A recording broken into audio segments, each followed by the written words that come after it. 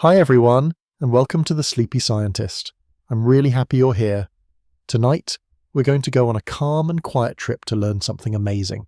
So get comfy, take a deep breath, and let's enjoy this peaceful science story together. Before we start, tell me in the comments, where are you watching from and what time is it for you right now? If you like relaxing science videos, don't forget to tap the like button. Now let's begin. In the stillness of night, when the world hushes and the shadows stretch long, there is a sound that isn't quite a sound at all. It hides beneath the floorboards and lingers in corners. It slips through cracks in the wall and dances behind closed doors. You might think the house is silent, but the silence itself has a memory. And if you sit long enough, breathe slow enough, you can almost hear it, the whisper beneath the walls. This is no ghost story, but a tale of real sound, hidden sound, echoing quietly through space you thought was empty. Our ears are trained to listen forward to hear what's in front of us. But sound doesn't care for direction. It bounces, it scatters, it remembers. Imagine you speak a word in a dark room. It leaves your mouth like a soft balloon drifting out, bumping into surfaces. Each surface it touches, walls, ceilings, bookshelves, sends it back in smaller pieces, 1,000 reflections curling and colliding. This is reverberation, the echo's quiet cousin. It does not shout like a canyon's reply. It lingers, folding into the next moment. It's how a room remembers you were there, even after you've gone quiet. These subtle returns are what give a cathedral its grandeur or a small closet its muffle. They're why your footsteps feel heavier in a gymnasium, and why singing in the shower feels like magic. But even these echoes are just the beginning. Sound, in truth, is a sculptor. It shapes the space it inhabits and is shaped by it in return. In rooms with hard walls, sound lives longer, louder. In soft rooms filled with pillows, curtains, thick carpets, it is swallowed, hushed. Architects and acoustic engineers use this relationship to design concert halls that carry a single violin note from stage to balcony without losing a shimmer. They study how sound travels, reflects, bends. They map invisible trails, tracing the ghost path of every syllable. Even silence has a shape, they say, and it is carved by sound's absence. There's a phenomenon called flutter echo, a strange, rapid bouncing between two parallel surfaces. Clap your hands in a narrow hallway and you might hear it, a zipping, buzzing stutter that seems to chase itself. It's not just echo, it's echo trapped, running in tight circles. Or consider standing waves, where sound becomes frozen, stuck between walls at just the right frequency. These invisible knots in the air can make one spot in a room feel thunderous and another nearly mute, all from the same sound source. This is the secret rhythm hiding in your home, in your school, in your breath. You live inside a soft orchestra every day. You just don't notice it until you listen very, very still. Some animals do. Bats, for instance, live entirely by listening to what bounces back. Their high-pitched calls move faster than ours, invisible to human ears but precise. They send these cries into the world and wait for the reflections. From the returning sound they build a picture, a tree, a wall, a tiny fluttering insect midair. Their eyes may be weak, but their sound maps are strong. Dolphins do the same in water, chirping and squeaking in clicks that reveal the secrets of the sea. These creatures don't just hear, they see with sound. It's called echolocation, and though we can't match their skill, we too build pictures from echoes every day. The walls around you are not still. They are listening, shaping, speaking back in silent response. Every footstep is an invitation, every word a ripple. Sound leaks into spaces it was never meant to reach, through keyholes, beneath doors, between bricks. And as it moves, it changes, not just in volume, but in shape, in tone. A violin played in a meadow sounds different than one played in a stairwell, not because the instrument has changed, but because the space has. The walls whisper back, shaping the song like unseen hands on clay. Scientists have begun using this whisper to read the world more deeply. There is a field called acoustic tomography, where sound is sent through oceans, forests, even the Earth's crust and measured as it returns. By analyzing the delay, the distortion, the soft bending of its echo, they can learn what lies beneath the surface. The temperature of the sea, the shape of a cave, the fault lines of the planet. In the same way, doctors use ultrasound to see inside the human body. Researchers now listen to the body of the Earth. Even in your own home, you might be doing this without knowing. Smart speakers, those small round devices that answer questions, use sound to understand their surroundings. When you plug one in, it quietly sends out pulses, listens to how they bounce, and maps the room. It's how it knows where walls are, how far the ceiling is, whether you are nearby. These devices don't just hear, they echolocate like dolphins in the dark. Your own breath in a quiet room creates tiny echoes. Your heartbeat moves the air, if only by a feather's width. Your presence makes the room sing, even if it's too soft to notice. So next time you feel alone in a silent place, know this: the space is not silent, it is responding. The walls are remembering your voice, your steps, your laughter. They do not vanish. They are gathered in the folds of the room, stitched into the invisible fabric. You are never unheard. You are never without echo. Sound leaves fingerprints, not just in our ears, but in the places we pass through. The whisper beneath the walls is your whisper too. And in a world that seems silent, you are always, always speaking. Let's drift deeper into this gentle puzzle, the quiet choreography of sound and space. In the world we move through daily, most sounds feel ordinary. The hum of a refrigerator, the distant bark of a dog, the low murmur of traffic outside the window. But each of these noises is a journey in motion. Every sound begins as a vibration, something moving, something trembling. A door creaks, a kettle whistles, a heart beats. These motions stir the air, sending out invisible waves in all directions, like the ripple from a stone dropped into still water. These ripples pass through walls, around corners, even through the soft tissues of your body. They bend, they twist, they stretch out and collapse. The world listens back by shaping those ripples. What we hear is not the sound itself, but the dance between the wave and the space it travels through. A single note played in a forest is stretched by trees and softened by moss. That same note in a cathedral swells with echoes, lifted by stone and stained glass. And in the ocean, where sound travels faster and farther, a whale's song can cross entire oceans. Here, sound behaves like light in slow motion, bending, reflecting, refracting. It becomes a lens into the nature of the place it touches. The quiet echo in a stone tunnel, the sharp click inside a bathroom, the soft muffle in a room full of books. You're not just hearing the sound, you're hearing the story of the space. This is what makes sound so curious. It's not just about the source. It's about what stands in its path. Even the air itself changes sound. On a cold morning, voices carry farther. In warm, heavy air, they soften. This is why sounds at night seem louder, clearer, closer. The world is cooler then, and the air holds sound like a shell cradling the sea. And in the mountains, where thinner air stretches each wave, even a whisper can travel for miles if the conditions are just right.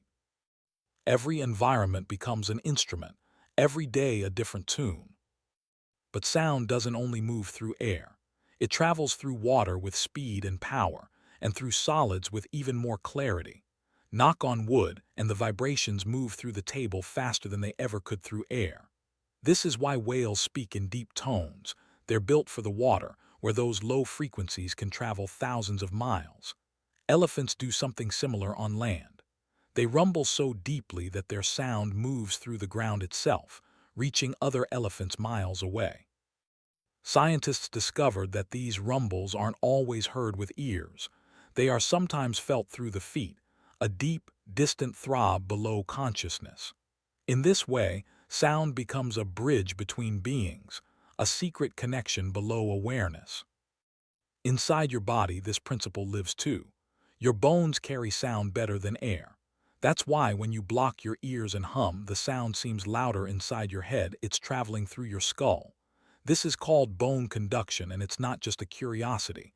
It's how fetuses begin to hear in the womb. The fluid around them muffles external sound, but their tiny bones carry vibration. They hear their mother's heartbeat, her voice, the swish of breath. These are the first echoes we ever receive. Sound not just as hearing, but as touch. A language made of waves and pressure and warmth. The architecture of the body is in many ways designed to listen. Your ear is not just a funnel, it is a system of translations. The outer ear gathers, the middle ear converts, the inner ear decodes. Tiny bones, the size of grains of rice, vibrate in perfect sequence. Inside the cochlea, a spiral filled with fluid, there are hair-like cells that move with the rhythm of sound. Each movement sends a signal to the brain. But these cells don't just respond to volume.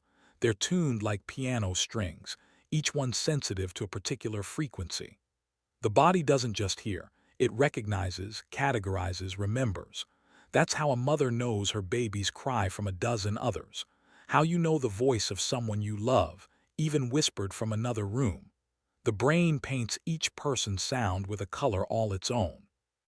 And when there is no sound, the brain sometimes creates its own. This is the mystery of tinnitus, a ringing or humming heard without any external source. It's the brain reaching for something it expects to be there. It shows how deeply wired we are to sound, how much silence itself can feel like something is missing. Some scientists believe that even in absolute quiet, say, in an anechoic chamber designed to eliminate all echo, the body begins to hear itself. The rush of blood, the tick of muscle, the rhythm of digestion. When the world goes quiet enough, you become your own echo. Throughout history, we have shaped spaces with this in mind. Temples with domed ceilings built not only for beauty but for resonance. Whispering galleries where a soft voice on one end can be heard perfectly on the other across impossible distances.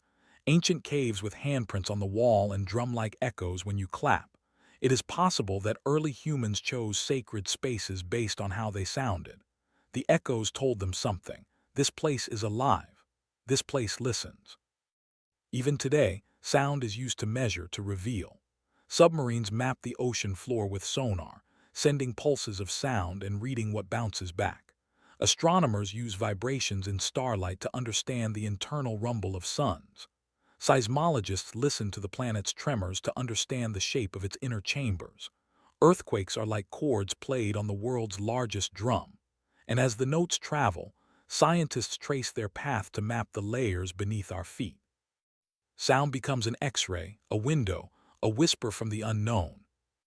And yet perhaps the most remarkable echoes are the quietest ones, the echoes we carry inside.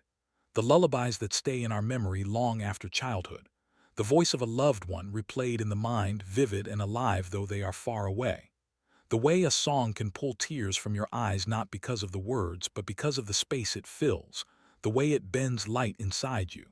We are full of inner chambers, all waiting to resonate. All it takes is the right frequency, the right memory, the right whisper.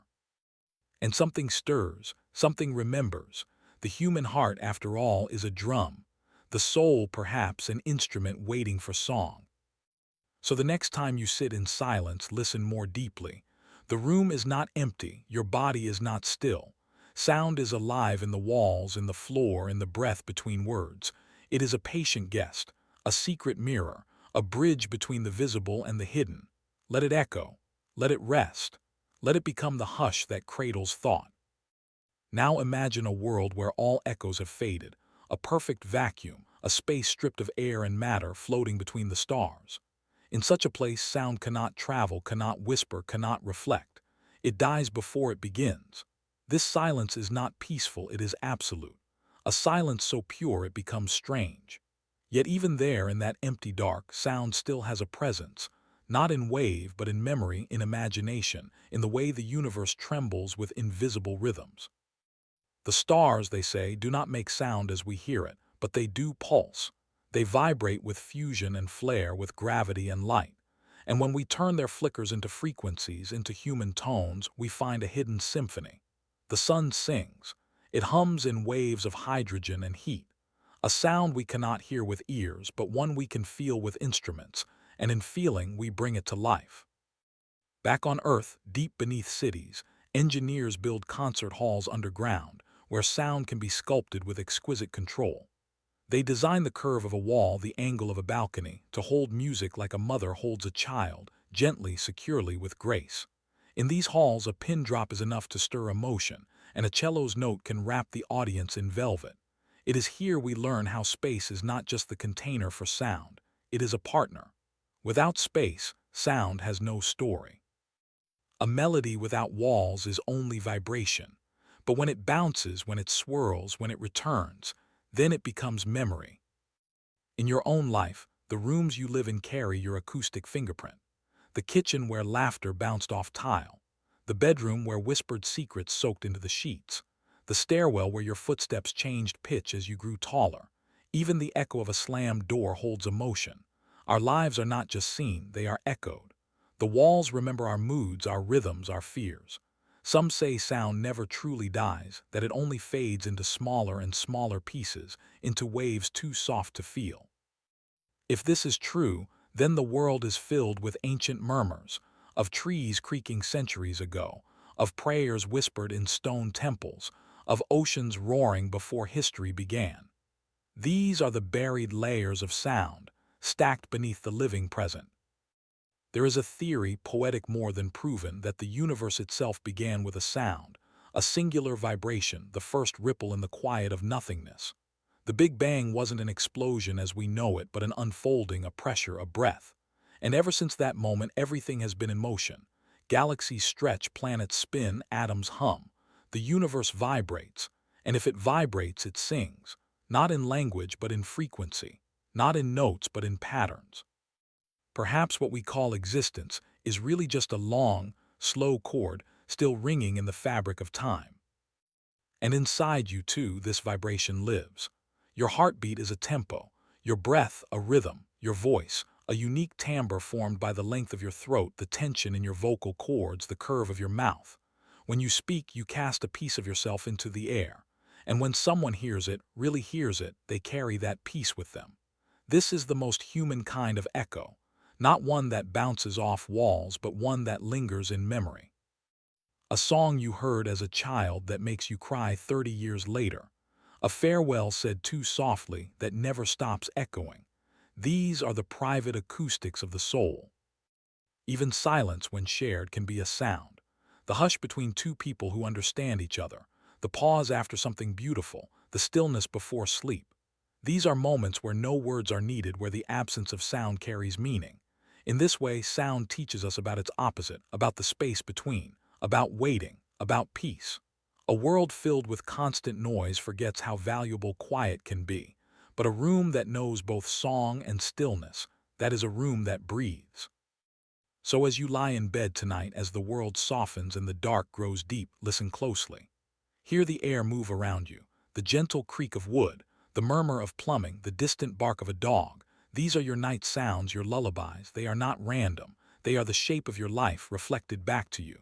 And deeper still beneath those audible sounds is something older, the whisper beneath the walls, the echo of your breath, the memory of every word ever spoken in that space. It's all still here. Quiet but never gone. In the end, sound is not just vibration, it is connection between you and a room, between a mother and her unborn child, between a whale and its ocean, between a heart and a memory. We are made to echo, to reflect, to respond. And though the dark may seem quiet, it is never empty. For every sound that leaves you finds a home, in a wall, in a wave, in someone else. The whisper beneath the walls is waiting for you to listen. And when you do, you'll hear more than sound, you'll hear belonging. You'll hear the world speaking back. There is a strange comfort in the dark, a softness that wraps around you like a woolen blanket, quieting the noise of the world. In this darkness, your eyes become less certain, but your ears grow bold. With every light dimmed, your hearing sharpens, your awareness blooms in other ways. The darkness listens with you, and somehow it answers. This story is not about silence. It's about what rises when vision fades. It's about how sound and space and instinct come alive in low light. It's about the conversation between you and the unseen, a hidden world where echoes are longer, breaths are louder, and even stillness has a sound. When we remove light, our other senses don't just take over, they blossom. The human ear, always working, becomes more tuned to whispers and creaks, to the way a floorboard moans or a clock ticks from across the room. In total darkness, the tiniest sounds feel like footsteps. The mind stretches those sounds into shapes and guesses. A rustle becomes a figure. A drip becomes a whisper. And while our eyes close in fear or rest, our ears begin to reach. They scan the edges of the unknown, gathering rhythm, direction, and texture. You are not blind in the dark, you are listening with your whole body. Scientists have studied how darkness changes our perception of sound, and what they found is extraordinary. In low light, the brain rewires itself in real time. Visual processing areas temporarily lend their power to the auditory system. This means the part of your brain that once helped you read facial expressions or watch the wind in trees is now sharpening your sense of sound.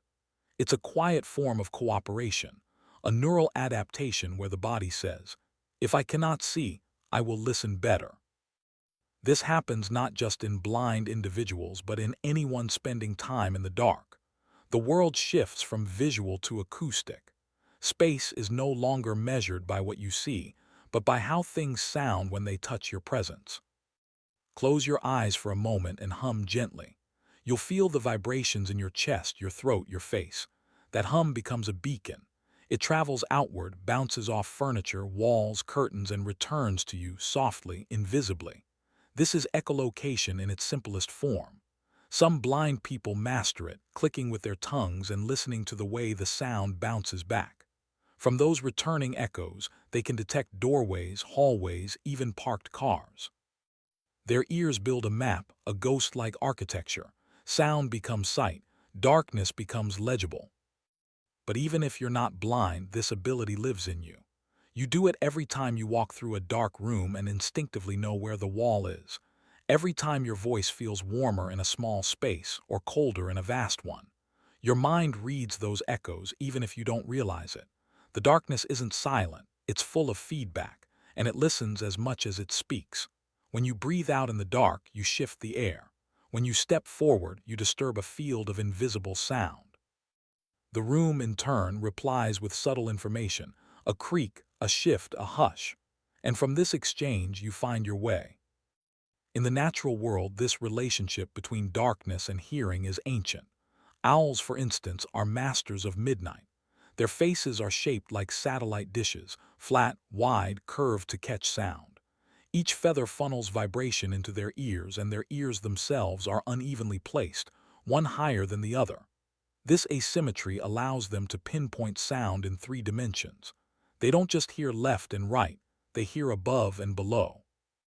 A single rustle in the grass below is enough for an owl to strike with precision. The dark does not hinder them. It is their canvas. Other nocturnal creatures rely on similar adaptations.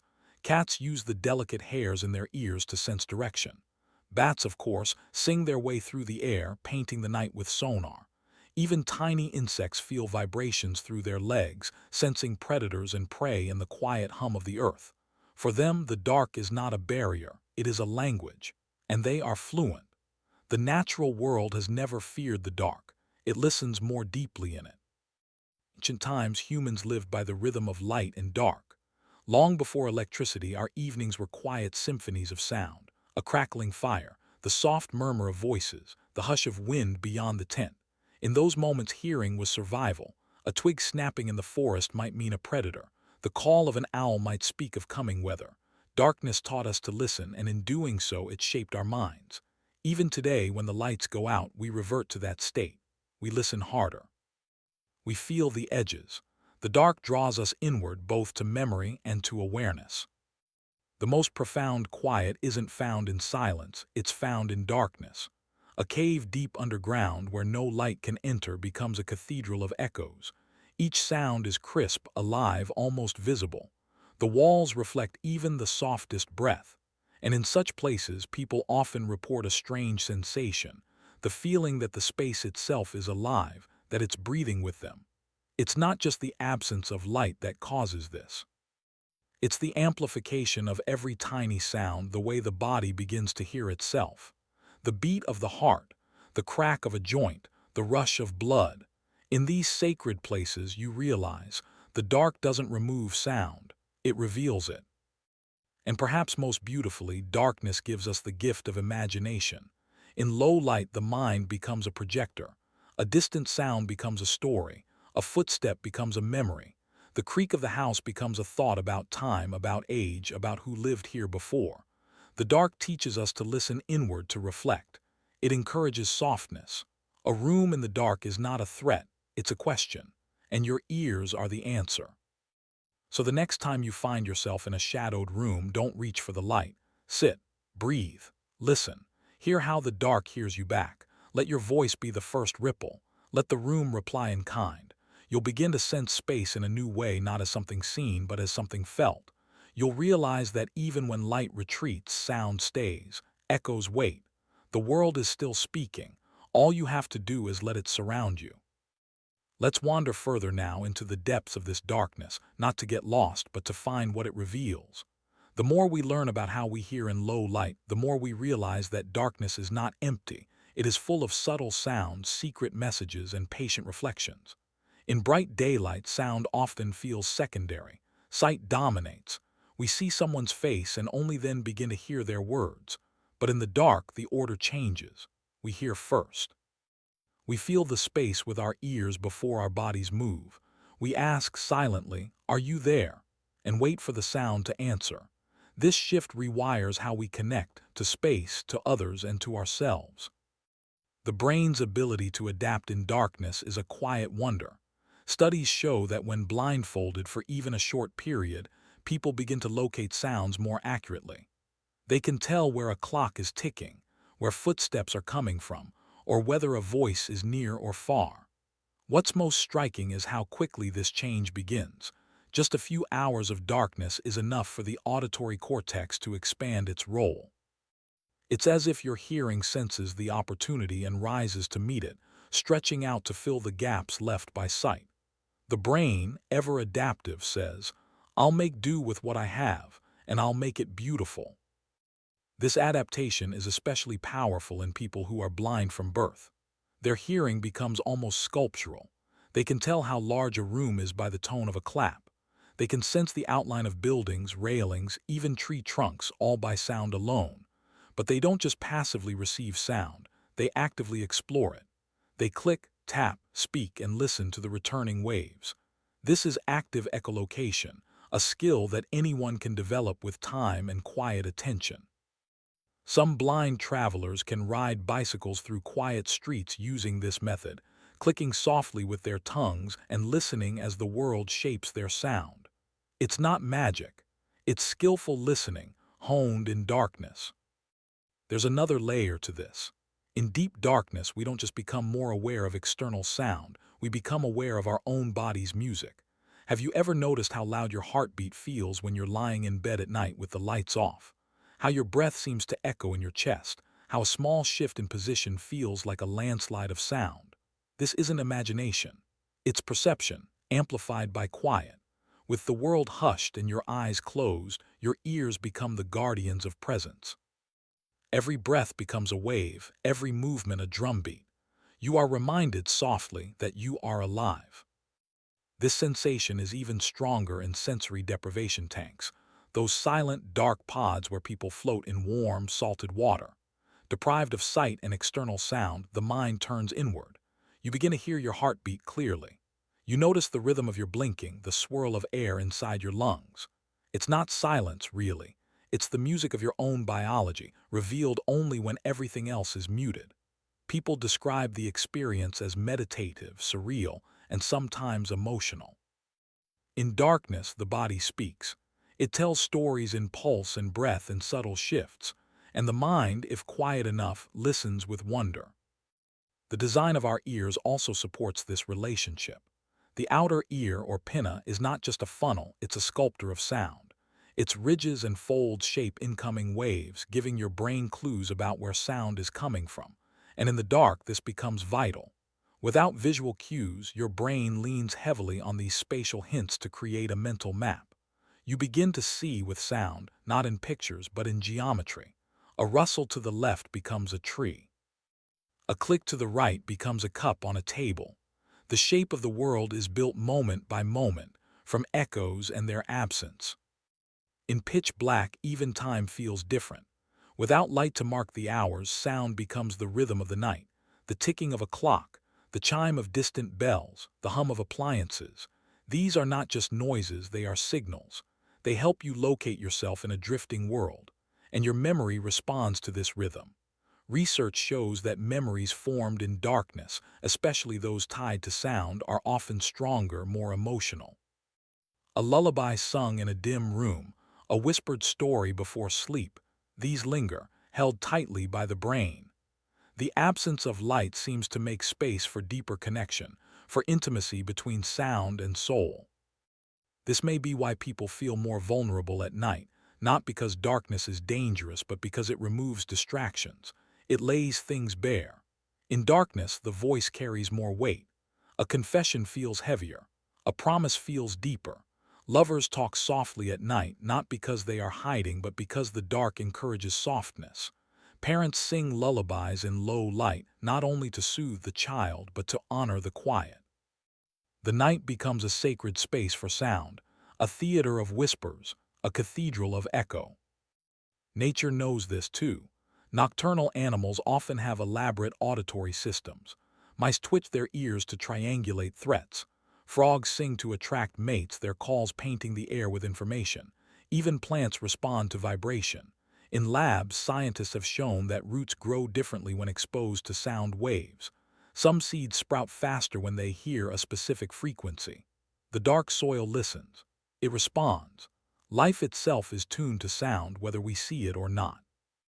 And so are we. We're more than eyes, we're more than sight. In the dark, we discover that truth. We return to a more ancient way of knowing, through hearing, feeling, sensing space in slow, invisible waves. We remember how to read a room without seeing it, how to understand presence without looking, how to find safety in rhythm and echo. The dark doesn't steal our senses. It simply rearranges them. It gives sound the stage. And in that spotlight of stillness, we begin to notice what's always been there, an orchestra of small sounds, waiting to be heard. So tonight, when the lights go low and the world turns inward, don't rush to fill the silence. Don't chase the light too quickly. Sit with the dark. Let your hearing grow long and gentle. Listen for what it reflects. Hear how darkness hears you back, not with fear but with welcome, not with emptiness but with echo. Let us now return once more to the stillness, to the final fold of this shadowed journey, where sound does not simply pass, it settles. In this deep place of quiet listening, something remarkable happens. You begin to hear not just the world around you, but the world within you. The breath moving through your nostrils, the pulse behind your eyes, the soft click of your jaw, the way your fingers sound when they brush across a blanket. These small, constant signals are easy to overlook in the brightness of day, but in the darkness they become the whole story. The absence of light is not an absence of life. It is a shift, a transfer of awareness from the seen to the felt, from the visual to the audible. And when you stay in that space long enough, when you do not fear it but dwell in it gently, you realize something both humbling and beautiful. You are not just a creature in the dark, you are part of the dark's design. The body is more than a listener, it is an instrument. Every part of you responds to vibration. Your skin is sensitive to touch, yes, but also to sound. Low frequencies can be felt, even if not heard. This is why music with deep bass makes your chest thump. It is why a thunderclap can feel like it struck inside you. The darkness carries these vibrations differently. Without light to distract the senses, the body becomes an antenna. It picks up every tremor, every whisper. And this goes beyond the physical. In darkness, even thoughts seem louder. Emotions echo. Memories arrive with more weight. The mind becomes an acoustic chamber, and silence itself becomes the sound of truth. This is not just poetic musing, it's neuroscience. The brain in darkness behaves differently. It opens to subtle input. The limbic system, where emotion lives, becomes more active. The auditory cortex brightens. The imagination grows bold. This is why so many spiritual traditions include darkness in their rituals, because it is a teacher. It teaches patience, presence, depth. Monks in silent retreat, Sufi mystics in candle-lit prayer, saints in caves. They were not escaping the world. They were entering it more fully, through a door that only opens when light fades. And when that door opens, it does so with sound, with a voice heard not with ears but with something deeper. There's a legend told among old desert tribes that in the hour before dawn the earth hums, not with machines or animals or wind, but with the resonance of rest, of waiting. They say if you lie on the sand at that hour and close your eyes, you will feel it in your chest before you hear it with your ears. a long, low vibration, like the breath of the world. Whether true or not, the idea speaks to something we sense intuitively, that in the darkness before light, the world is most honest. That sound travels differently through expectation than it does through attention, that we must be still to truly hear. And maybe this is the lesson the dark is always trying to teach us, that to understand a space, we must become part of it, that to truly listen, we must stop speaking. That sound, though made of movement, rests best in stillness. When the lights are off and the room is still and you are the only breath stirring the air, you are not alone. The dark is listening, not in judgment but in welcome, not with questions but with space. And that space allows sound to bloom. A single whisper can feel like a symphony. A soft footstep becomes a heartbeat. The smallest gesture carries weight. This sensitivity is the gift of the night. It reminds us that even in our loudest lives, our deepest understandings come in quiet. That communication is more than volume. That meaning lives in subtlety. And when you truly listen, when you allow sound to enter you without defense, you feel connected, not just to others but to something vast and invisible, the architecture of stillness, the poetry of breath, the invisible pathways between one soul and another. Think, too, of the way we speak differently in darkness. Our voice is lower, our pace slows. We choose our words with more care. In this slower rhythm, we find something sacred. Conversations in the dark are rarely loud. They are hushed, often tender. This is not coincidence, it is nature at work. When we cannot rely on sight, we begin to trust tone, inflection, timing. We hear what is not said. We listen not just to the voice, but to the space between the words. And in doing so, we understand more. So as you lie here now, wherever you are in your own little corner of the world, take a moment to feel this truth. Close your eyes, let the dark settle in, and ask yourself, what do I hear? What echoes return to me? The soft turning of a ceiling fan, the breathing of someone nearby, the distant hum of a refrigerator. These are not interruptions. They are signs that the world is alive, that life continues gently, and you are part of that softness. And if the silence feels too deep, too still, remember this: sound never truly disappears. It only fades. It only moves to quieter places. Your voice, your laugh, your sighs, they have all left marks in the air. They've touched walls, curled through curtains, brushed across wooden floors. They have made contact. And somewhere in the folds of space, in the hush of memory, those echoes still exist. They are the proof that you were here, that you spoke, that you mattered. The darkness hears you always. Not with eyes, but with embrace. Not with fear, but with awe. It holds your sound and gives it room to breathe. So speak or don't. Move or be still. Either way, you are heard. You are part of the echo, part of the rhythm, part of the great listening that never ends. Beneath the skin of the earth, past the roots of trees and the bones of mountains, there are chambers where time breathes slowly and light forgets to enter. These are the caves, vast hollow memories carved by water and silence over centuries. And though they appear empty at first, they are not. In these underground cathedrals, sound lives differently. It waits, it listens, it lingers. A single footstep becomes a thunderclap. A whisper returns, softer and stranger than before. The air is thick, but not with weight, with resonance. It is here, in the stillness of stone, that silence begins to sing. The walls do not merely echo, they answer. Caves form through the patient labor of water. Drip by drip, over thousands of years, underground rivers carve paths through limestone and marble, hollowing spaces too vast for imagination. These caverns become more than rock. They become instruments. Their ceilings arch like the ribs of whales. Their walls gleam with minerals, layered like songs frozen in stone. Stalactites hang like icicles that grew slowly from breath. Stalagmites rise from the floor like ancient mouths waiting to speak. And between them, sound dances. When you enter such a space, even your breathing becomes ceremonial. You are not just present, you are part of the performance. Scientists call this phenomenon acoustic resonance. Every space has a frequency at which it naturally vibrates, a tone it prefers, like a body humming to itself. In caves, these natural tones are shaped by age, shape, and stone. A clap might produce a note. A shout might return as a chord. Some caves even produce what's called standing waves, where sound becomes trapped and layered, growing fuller with each bounce. To the human ear, this feels like magic, a voice that grows richer the longer it speaks. But it's not illusion, it's physics, it's the way sound respects its surroundings. There are caves in France and Spain where ancient people painted animals on the walls, bison, deer, horses in full gallop. These images are not scattered randomly. They are often placed at points of perfect acoustic return. Clap your hands beneath a painted horse and the echo is sharper, louder. Some researchers believe these spots were chosen not just for vision but for sound. The images were meant to move when heard. The gallop of hooves imagined, the snort of breath felt. It's possible our ancestors sang to the walls and listened for the answer. Art was not only seen, it was heard. The cave was not a canvas, it was a voice.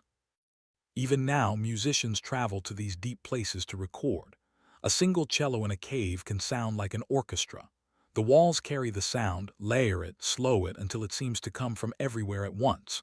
No technology can fully replicate it. The cave is the oldest concert hall, its acoustics shaped not by architects but by rain, and it does not care who performs. A drop of water falling from a stalactite will echo with the same reverence as a violin. A spoken word becomes a chant. A sigh becomes a hymn. You don't need to be loud, you just need to listen. But not all cave sounds are beautiful. Some are eerie, unsettling, deep groans, sudden pops, the slow scrape of stone shifting against itself. These are geological sounds, the earth moving, settling, breathing. They remind us that caves are not dead places. They are alive, changing, humming beneath the stillness. In some places, explorers have reported hearing what sounds like voices, whispers carried by wind through narrow tunnels. It is not language, not meaning, but tone, low, resonant, oddly human. The mind, seeking patterns, turns these sounds into stories. In the dark, every echo becomes a question, and every question has its ghost. For speleologists, scientists who study caves, sound is more than curiosity. It is a tool.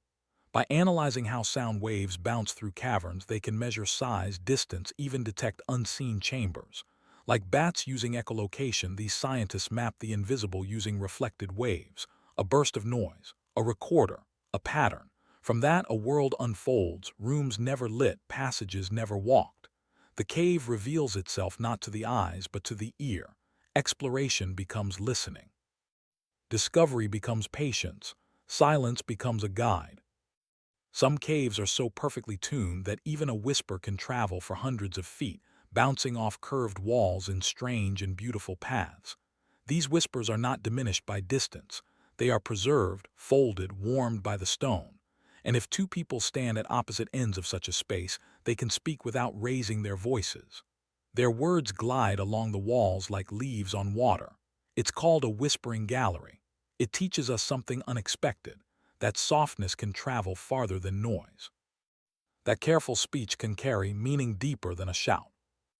The temperature in caves rarely changes. The air is cool, damp, steady. This consistency makes it easier for sound to travel clearly. No heat waves to bend it, no breezes to carry it away. Just clean, honest echoes, and that stillness changes people. Time slows, thoughts deepen. The world above begins to feel unreal. You begin to feel not like a visitor, but like a thought the cave is thinking. And when you speak, it's not to fill the silence, it's to become part of it. Even animals that dwell in caves have learned this rhythm. Blind salamanders, fish with no eyes, insects that follow vibration instead of light. They tap the stone, feel the tremble, respond. Their lives are built on resonance. And while we may rely more on light above ground in these places, we return to something older. The language of sound, the way it curls, the way it waits, the way it returns. And so in these echoing chambers beneath our feet we find not emptiness but presence, not silence but song. The caves do not need us to speak, but when we do they respond, not in words but in waves, and in those waves we hear something ancient, something tender, a reminder that the world is listening even when we think we are alone. The cave sings back, and in that gentle reply we remember what it means to be heard. Let us go deeper now, past the familiar echoes and into the chambers where silence takes shape. In the deepest parts of a cave, where no daylight has ever wandered, sound becomes a kind of sculpture, shaped not by hands but by space itself. Here, the air feels heavier not because it is thick but because it listens so intently. Your breath enters the stillness like a visitor and the cave holds it. There is no wind, no rustling leaves, no distant birdsong. Only you and the rock. Only time dripping slowly from the ceiling. And in that isolation, every sound becomes sacred. A cough becomes thunder. A footstep feels like a drumbeat. You realize that silence is not the absence of sound. It is the canvas that lets each sound bloom. Humans have always been drawn to caves, not just for shelter but for something harder to name. Inside a cave, the body relaxes in a strange way. The eyes grow quiet, the ears awaken, the skin feels the cool breath of the earth, and deep within something ancient stirs, a feeling of returning not to a place but to a rhythm. Long ago, our ancestors gathered in caves not only to hide from storms or predators but to listen. They lit fires and drummed on the walls. They sang. They chanted. The stone walls carried their voices into darkness and returned them transformed. These early rituals were not just ceremonies, they were conversations with the earth. They were invitations for the cave to answer. Some caves became holy sites, their acoustics considered sacred. In the Himalayas, monks chant in stone temples carved directly into cliffs. In Mexico, the Mayans built altars inside underground rivers called cenotes. In Europe, Gregorian chants were tested inside echo chambers before being performed in cathedrals. The goal was always the same, to find the place where sound felt most alive, where the voice didn't just bounce but resonated, where it reached the listener and returned with more meaning than it left. In these spaces, sound doesn't decay, it grows. It gathers warmth, depth, mystery. It becomes more than voice. It becomes presence. Modern technology is only now catching up to what ancient builders sensed intuitively. Today, acoustic engineers use lasers and sound maps to measure how space responds to sound. They discover that curved walls, vaulted ceilings, and narrow corridors all shape echoes in predictable but poetic ways. They create digital simulations of ancient caves and realize that the places with the best drawings are often the places with the most perfect echoes. The shape of a room, it turns out, is also the shape of its song. But it's not just humans who have used these spaces. Bats, the master navigators of darkness, live in cave systems that stretch for miles. They chirp and squeak, sending sound waves forward, listening as they return. With each bounce, they build a mental map of their surroundings. No light needed, no color, just echo. And within that echo, everything they need: walls, insects, water, danger, home. Scientists have studied how bats adapt to new cave layouts, and the results are breathtaking. Within minutes, they adjust their calls, pitch, and rhythm to match the acoustics of the new space. It's like a singer tuning their voice to a concert hall, except the concert hall is alive, and the singer never sees it. Other animals use caves as acoustic shelters.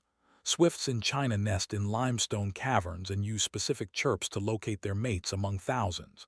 Insects tap and rattle their wings, their sounds amplified by narrow crevices. Even the way water drips in a cave is musical, constant, rhythmic, percussive. It keeps time like a metronome. And in places where stalactites have grown hollow, the dripping becomes a bell. Each drop sings its own note, shaped by mineral and air. These notes never repeat. They are slow, wandering melodies that have played for centuries. If you stand still long enough, the cave composes for you. There's a cave in Slovenia where researchers installed microphones and recorded the sounds for an entire year. They found that the cave sings differently in each season. In winter, the sound is sharper, clearer. In spring, it's fuller, softened by the moisture of thawing snow. Summer brings insects and low rumbles from distant storms. Autumn quiets the cave again, makes it listen more than speak. Through these seasons, the cave breathes, not in air but in sound. And to the careful listener, these changes are as distinct as any calendar. Caves also teach us about time, not the ticking of clocks but the slow passage marked by geology. The formation of a stalagmite might take 1,000 years to grow a single inch. But during that time, every drop of water that falls leaves behind a whisper, a tiny splash, a vibration. If you listen closely enough, you are hearing the clock of the earth, not fast, not impatient, just steady. And in this way, caves ask us to slow down, to match their tempo, to stop rushing, stop shouting, stop filling the air with noise. They invite us into another rhythm, one where every sound has weight and every pause has meaning. Even speech changes in caves. People speak more slowly. They lower their voices. They pause between sentences, waiting for their words to return. It's as if the cave teaches us not only to listen but to respect sound, to remember that it travels, bounces, changes, and eventually returns, that what you say in one moment might come back to you in another, that echoes, like actions, are never really gone. They simply live in the walls, waiting to be heard again. So what does it mean to sing in silence? It means understanding that silence is not empty. It is full of potential. It means recognizing that every echo is a kind of memory, a reflection of what once was. And it means trusting that even when no one is around to hear you, the space itself is listening. The cave hears. The earth hears. And what you give to it, it holds. Let this be your cave now, this room, this stillness, this moment. Let your breath be the song. Let your thoughts echo off the stone. You don't need an audience. You don't need applause. You only need presence. The cave will do the rest. It will remember. It will reply. And in that reply, you may hear something you didn't know you were waiting for. And now, in the final drift of this echoing journey, let us sit in the quietest part of the cave, the chamber furthest from the surface, where the world above fades away and only the breath of stone remains. This is the place where sound sleeps, where silence has gathered itself into a dense, living presence.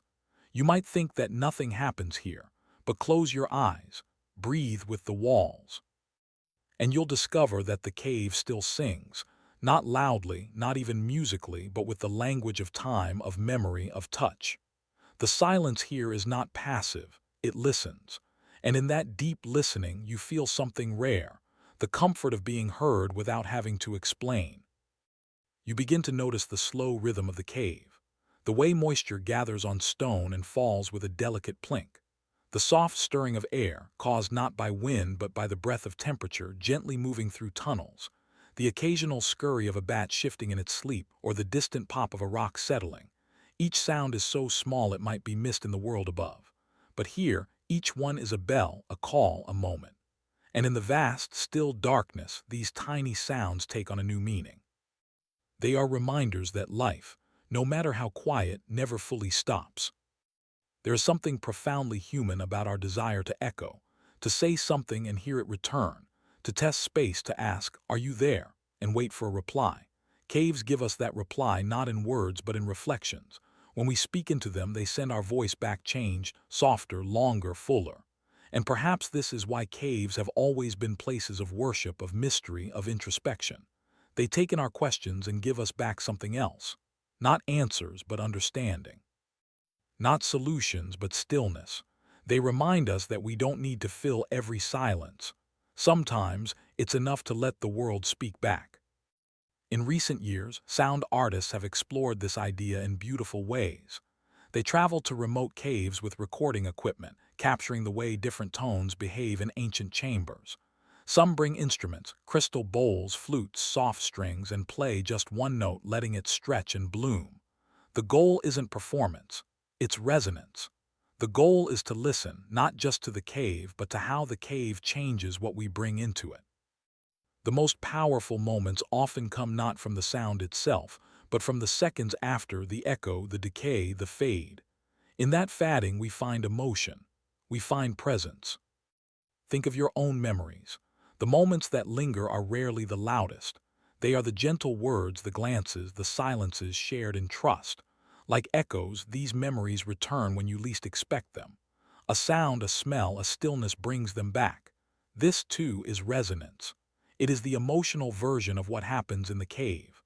Something is said, something is felt, and the space around us holds it, shapes it, returns it. Life is full of such caves, rooms and people, and places that echo with meaning long after the moment has passed. And perhaps your own heart is a cave. Perhaps your thoughts are echoes, each beat a sound bouncing off the walls of your mind, returning in the form of feeling. When you are quiet enough, you begin to hear them. The way grief echoes, the way love echoes, the way kindness once offered finds its way back. These are the soft songs that shape us. And just like in the deepest cave, we need stillness to hear them. We need space. We need dark, not as shadow, but as invitation. Caves are also places of transformation. They are the passage between above and below, between surface and depth, between known and unknown. Myths tell of heroes entering caves and emerging changed, not because of monsters or treasure, but because of what they found in the silence. Reflection, humility, a new voice inside themselves. And even if you never step foot in such a place, the metaphor holds. When you enter silence, true silence, you leave part of yourself behind. And what returns is cleaner, clearer, quieter. You begin to understand that noise is not always volume. Sometimes it's confusion, distraction, the clutter of thought. The cave strips that away. It returns you to your tone. And that tone, your tone, is what the world hears long after you've spoken. Like the last ring of a bell, your presence continues. What you say, what you do, how you move through space, it all echoes. Sometimes in others' minds, sometimes in their lives. You become part of their cave, their chamber, their quiet memory. And in this way, we are all connected through echo, through resonance, through the shared experience of being felt, even when we are no longer present. So tonight, as you lie beneath your own ceiling, as the world quiets around you, let your mind become the cave. Let your thoughts settle like dust on stone. Let your breath fall gently like water from the ceiling. Listen not just for sound, but for shape, for the way your body feels in the air, for the rhythm of your heartbeat, for the way silence opens when you stop chasing it. You don't need to speak. You don't need to move. You need only to be present. The echo will come. And when it does, when the silence begins to return your presence in soft reply, you'll know you've entered the true cave, not one made of stone, but one made of attention, of stillness, of openness. And in that cave, everything sings, not loudly, not proudly, but truthfully. The caves that sing in silence do not need applause, they do not need light. They need only ears willing to listen. And in your listening, they live. Their songs continue not as noise, but as memory, as peace, as the sound of being heard in the deepest part of the dark. Space is not silent.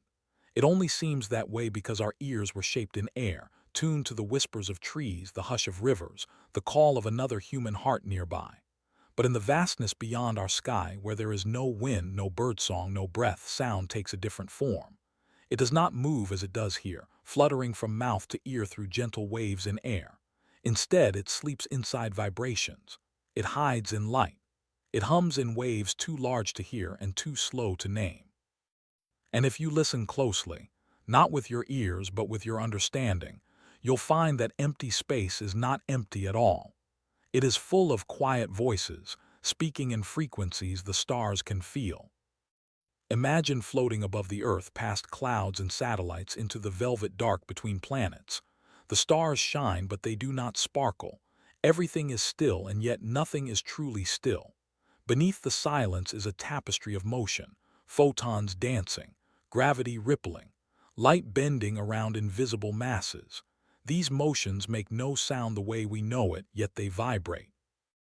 They disturb the fabric of space, sending out gentle tremors, tiny waves that move not through air, but through the very structure of the universe. Scientists call these gravitational waves, and though they are too quiet for ears, they speak a language that the cosmos has known since the beginning. Long before humans spoke, before even the earth cooled from its molten birth, the universe was humming. When the Big Bang unfurled, it did so not with a single loud crack, but with a spreading, low vibration, a swelling wave of motion that continues even now. This original sound, if we could hear it, would be a bass note stretched over eternity, too deep and slow for human hearing. But it is there, carried in the microwave glow of background radiation, echoing faintly in all directions.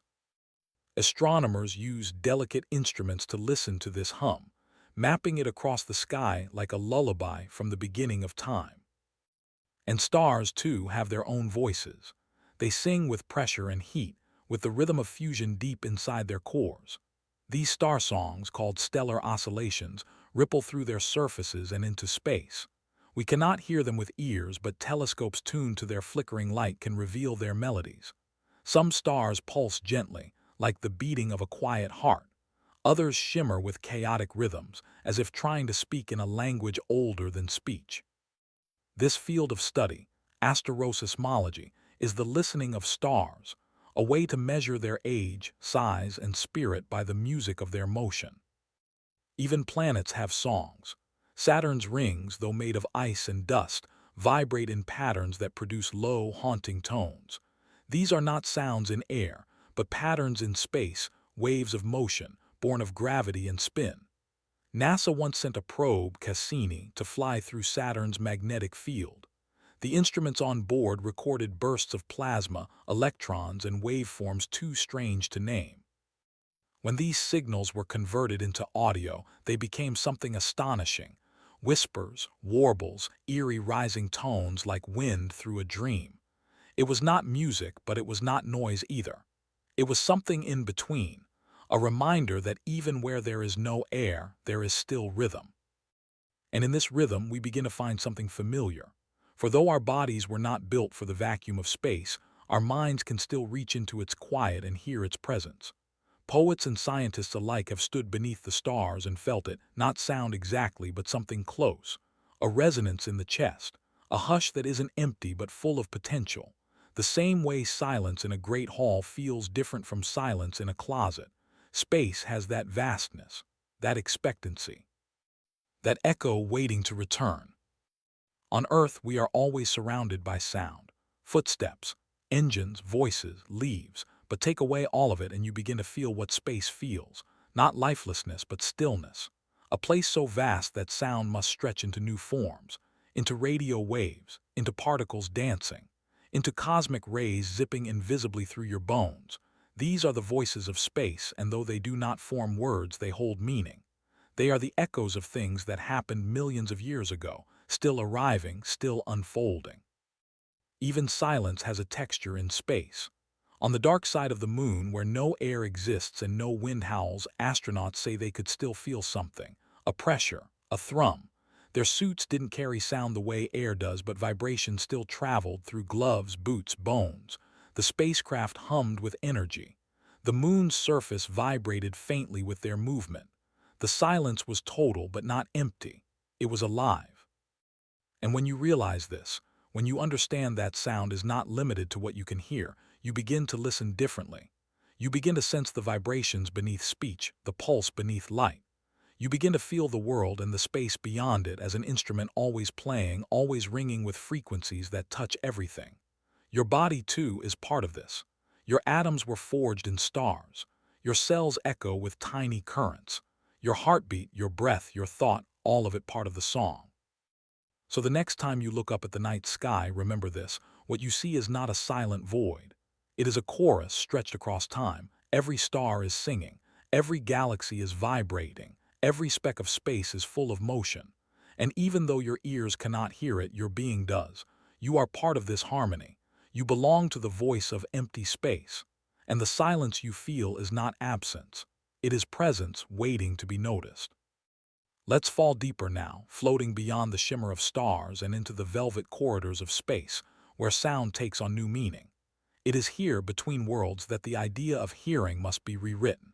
Space is not mute, it is layered. It does not speak in pressure waves carried through air, but in gravitational murmurs, electromagnetic ripples, and slow, gentle tremors in the fabric of reality itself. To hear space, you must listen with more than ears. You must listen with mathematics, with light, with time.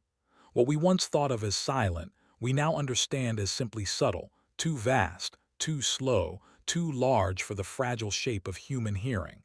But with the right tools, the right patience, we can hear it breathe. Consider the way radio telescopes listen to the sky. These vast dishes, often perched in remote valleys or mountaintops, are ears tuned not to voices or instruments, but to the frequencies of the cosmos. They detect the radio waves emitted by planets, pulsars, quasars, bodies unimaginably far away, whose signals have traveled millions, even billions of years to reach us. These waves are not accidental. They are the result of spinning, crashing, heating, exploding. When scientists translate these signals into sound, we begin to hear the heartbeat of space, the rhythmic ticking of a pulsar spinning 30 times a second, the howling flare of a distant sun, the hiss of cosmic microwave background, the lingering thermal whisper from the birth of the universe itself. And sometimes these cosmic voices come in strange forms. One such example is the fast radio burst, or FRB, a brief, powerful flash of radio waves lasting only milliseconds. First discovered in 2007, these bursts appear suddenly from distant galaxies with no known cause. Some repeat, others do not. Their energy is enormous, each one releasing more power than our sun does in days. When translated into sound, they become sharp, sudden pops, like knocks on a massive door. What's sending them? No one knows. Some say neutron stars, some say colliding black holes, and some still wonder if they are messages. Whether or not they are, they remind us that space is not quiet, it is unpredictable, expressive, alive. Yet it's not just distant explosions and strange bursts that give space a voice. Even emptiness, even the void between galaxies, hums with something called vacuum fluctuations. These are tiny momentary blips of energy that arise and vanish within the quantum foam of space. They exist because, in physics, even nothing is never truly nothing. In the smallest fractions of time and space, particles pop in and out of being, creating a constant, quiet background buzz, a quantum murmur. It's not sound in the way we know it, but it is movement. And movement, in its most primitive form, is the root of all sound. Black holes, too, sing their own strange songs. When two black holes collide, they send out ripples in spacetime, gravitational waves that spread outward like circles in a pond. These waves, when captured by detectors like LIGO, can be translated into sound. The result is not what you'd expect, not a boom, not a crash, but a soft, rising chirp, a bloop, a tone that ascends and disappears. This is the sound of two invisible titans merging, the silent thunder of gravity echoing across the stars. It's gentle, it's eerie, and it changes everything, because it means we can now hear things we cannot see. This idea that the universe can be heard is more than a metaphor. It's a new form of astronomy, one that listens instead of looks. And through it, we have discovered things our eyes never could. Black holes that once left no trace are now mapped through their gravitational harmonies. Collapsing stars, once hidden in distant galaxies, now sing their farewells in waves that reach us across the dark. This is called multimodal observation, where scientists watch with telescopes and listen with detectors, blending light and sound into a fuller picture. We no longer look at the cosmos. We interact with it. We respond. Even the Earth plays its role in this celestial symphony. Orbiting satellites have captured the chorus of our own planet, radio waves emitted by electrons trapped in the magnetic field, interacting with solar winds. When converted to sound, this chorus becomes a shimmering sea of twinkles, a rustling breeze of high-pitched tones. It's as if the Earth, too, sings to space, its song shaped by sunstorms and magnetism. Astronauts aboard spacecraft report hearing clicks and crackles from equipment as it responds to these waves. The silence of space is constantly interrupted by the language of energy. And yet, even with all this motion and music, the most haunting sound of all might be the absence of reply. The search for extraterrestrial intelligence, SETI, has been listening to space for decades, waiting for a signal, a pattern, a pulse that says, "We are here." Billions of stars, billions of planets, and still, so far, no confirmed voice. But this silence is not discouragement, it is invitation. Because in every moment that passes without a message, space becomes more mysterious, more patient, more full of possibilities. We are not waiting in silence. We are listening in wonder. To lie beneath the stars is to lie beneath a million frequencies, most of them unheard. You are bathed in signals from every direction, cosmic rays, microwave background, magnetic fields. You feel none of them, yet they pass through you. They pass through the oceans, the forests, the concrete of cities. They touch every part of the earth and keep moving. You are, in every sense, part of the music. Even your body responds to the rhythms of space. Circadian rhythms align with the turning of the planet. Solar cycles affect mood, memory, even sleep. The tides of gravity pull not just water but emotion. We are not outside the system, we are shaped by it. So the next time you step outside at night, remember this. Though the air may seem still, though the stars may not flicker or sing, you are standing inside a vast and endless song.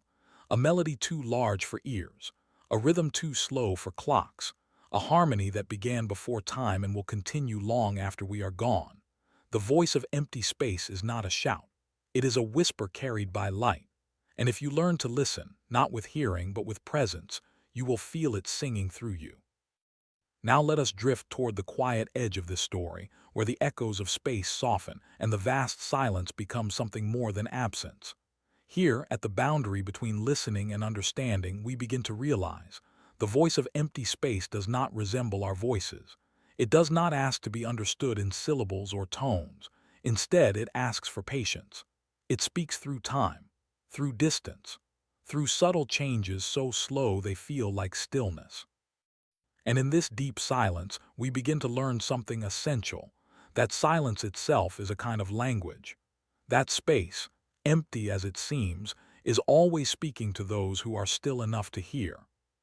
It is here, in this slow listening, that awe begins to bloom, because you start to feel how everything is connected, not in theory, but in vibration. The way your thoughts move through your mind is no different from the way stars pulse in their sleep. The way your breath carries rhythm is no different from the orbits of moons or the ripples of magnetic fields curling through galaxies. Every motion in your life is mirrored in the cosmos, and every silence you've ever felt is echoed by the deep hush between stars. You are not separate from space, you are part of its voice, a single, trembling note in its great unfolding song. The universe does not care if you are loud. It listens to presence, to movement, to the way you rest. A leaf falling from a tree makes no sound in space, but it still shifts gravity, still bends time, still matters. And that perhaps is the great gift of listening to empty space. It teaches us to value the unseen, the unmeasured, the quiet impact of simply being. When we look up and see a black void, what we are really seeing is potential. Space is not empty, it is waiting. And within that waiting, there is reflection. The light we see from distant galaxies began its journey long before humans walked the Earth. Some stars have already died, their glow still crossing time to reach us. We do not see them as they are, we see them as they were. In this way, space holds memory. It carries the past not in stories or books, but in photons, in waves, in quiet light. To look into the sky is to read an ancient diary still being written. And if light holds memory, then perhaps sound does too. The voice of space, even when unheard, still leaves a mark, still stirs something inside us. This is why we send our own voices into space. The Voyager probes, launched in the late 1970s, carry with them a golden record, music, greetings, sounds of the Earth, whale songs, a baby crying, thunder, a kiss. These small pieces of who we are float now beyond the reach of our sun, drifting toward the stars. They may never be heard, or they may find ears unlike ours.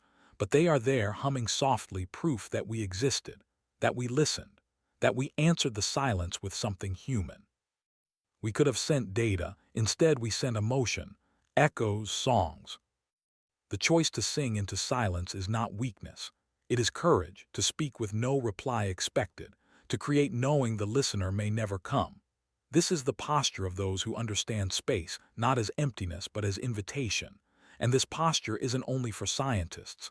It belongs to anyone who pauses, who wonders, who lets the night wash over them without demanding answers.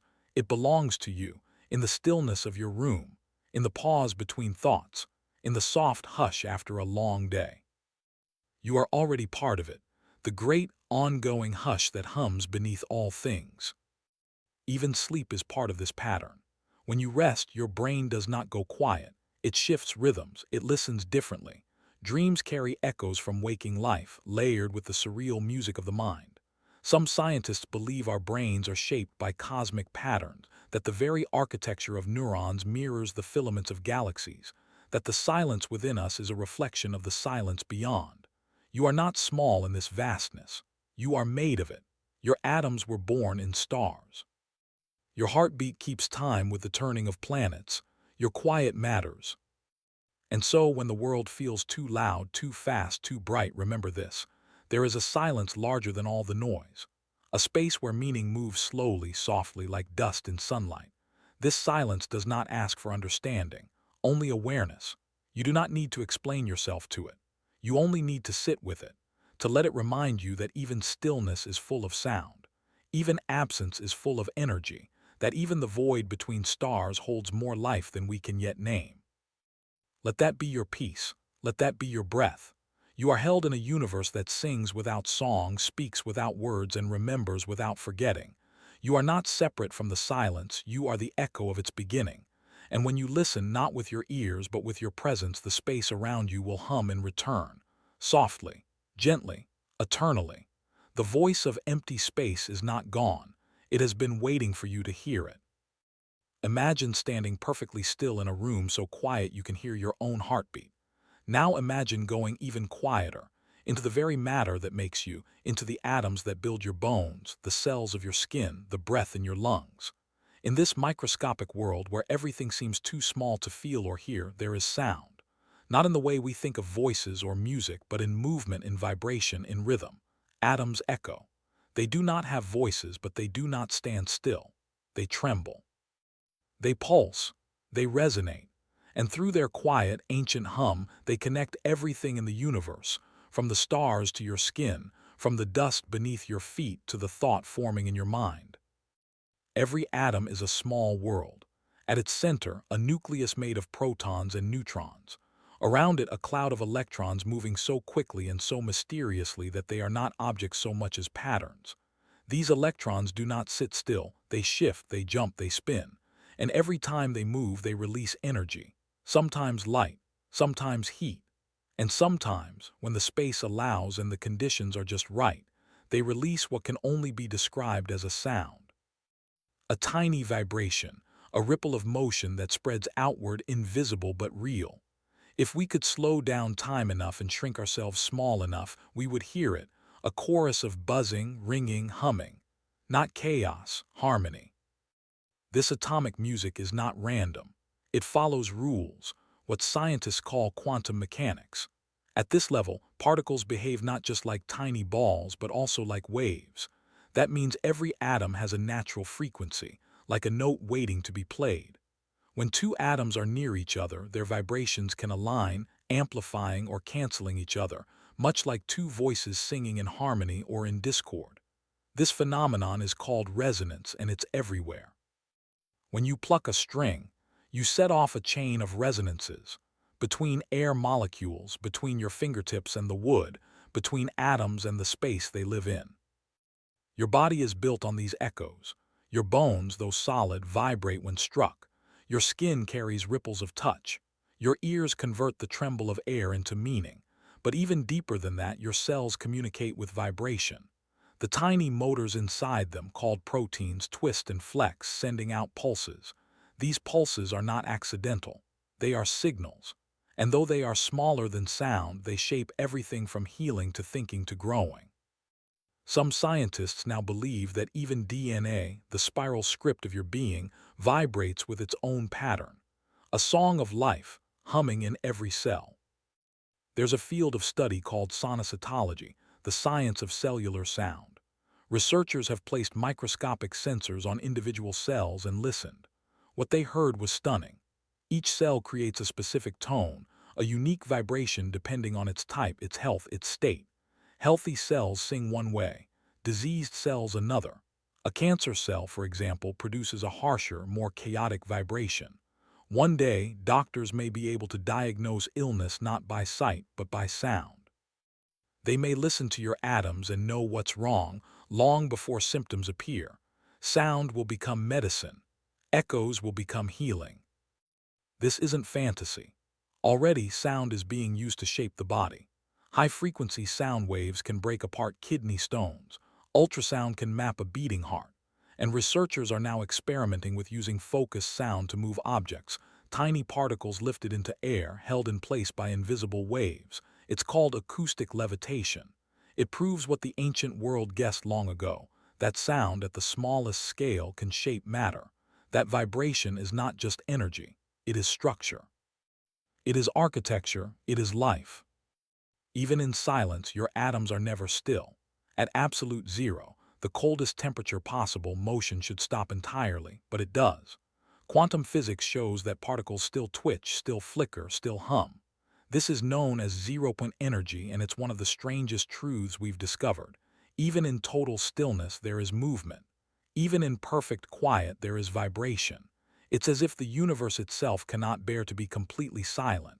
It must always whisper to itself. This whisper is ancient. The atoms in your body were not born on Earth. They were forged in stars, those long-dead giants that exploded and scattered their dust across space.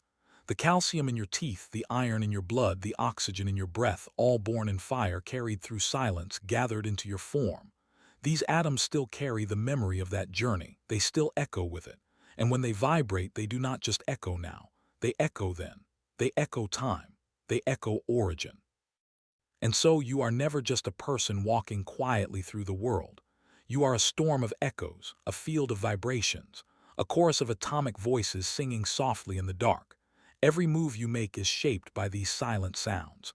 Every thought you have begins with electrical pulses vibrating through neurons. Your laughter, your tears, your touch, all born in motion, all shaped by resonance. You are not just made of matter, you are made of music. The ancient philosophers believed in something called the music of the spheres, the idea that the universe at its core was built on harmony. They thought the planets moved in perfect ratios like notes on a scale.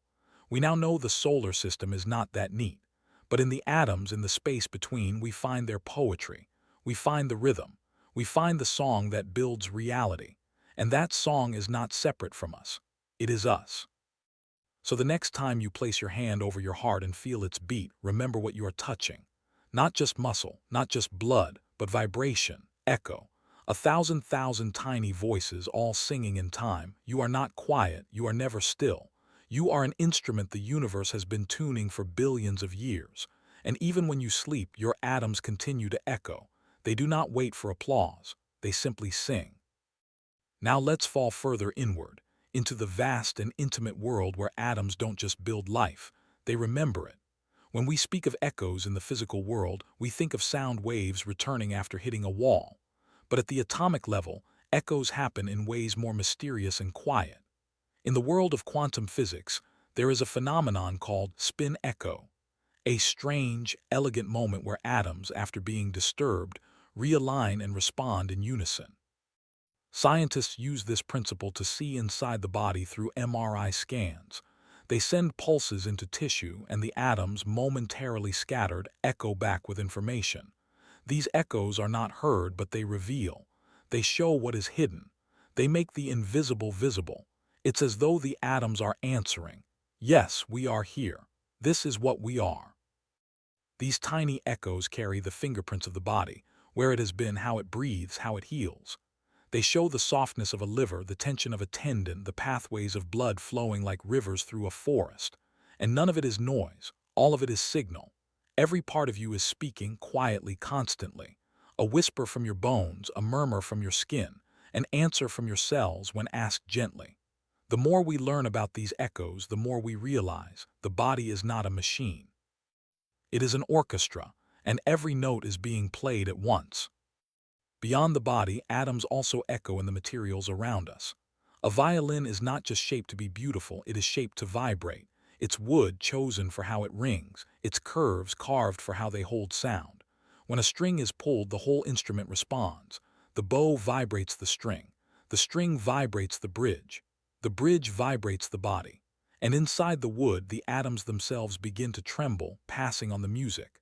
This trembling is tiny, but it matters. It gives warmth to the tone, depth to the note. A violin sings not because it makes sound, but because it echoes sound with grace.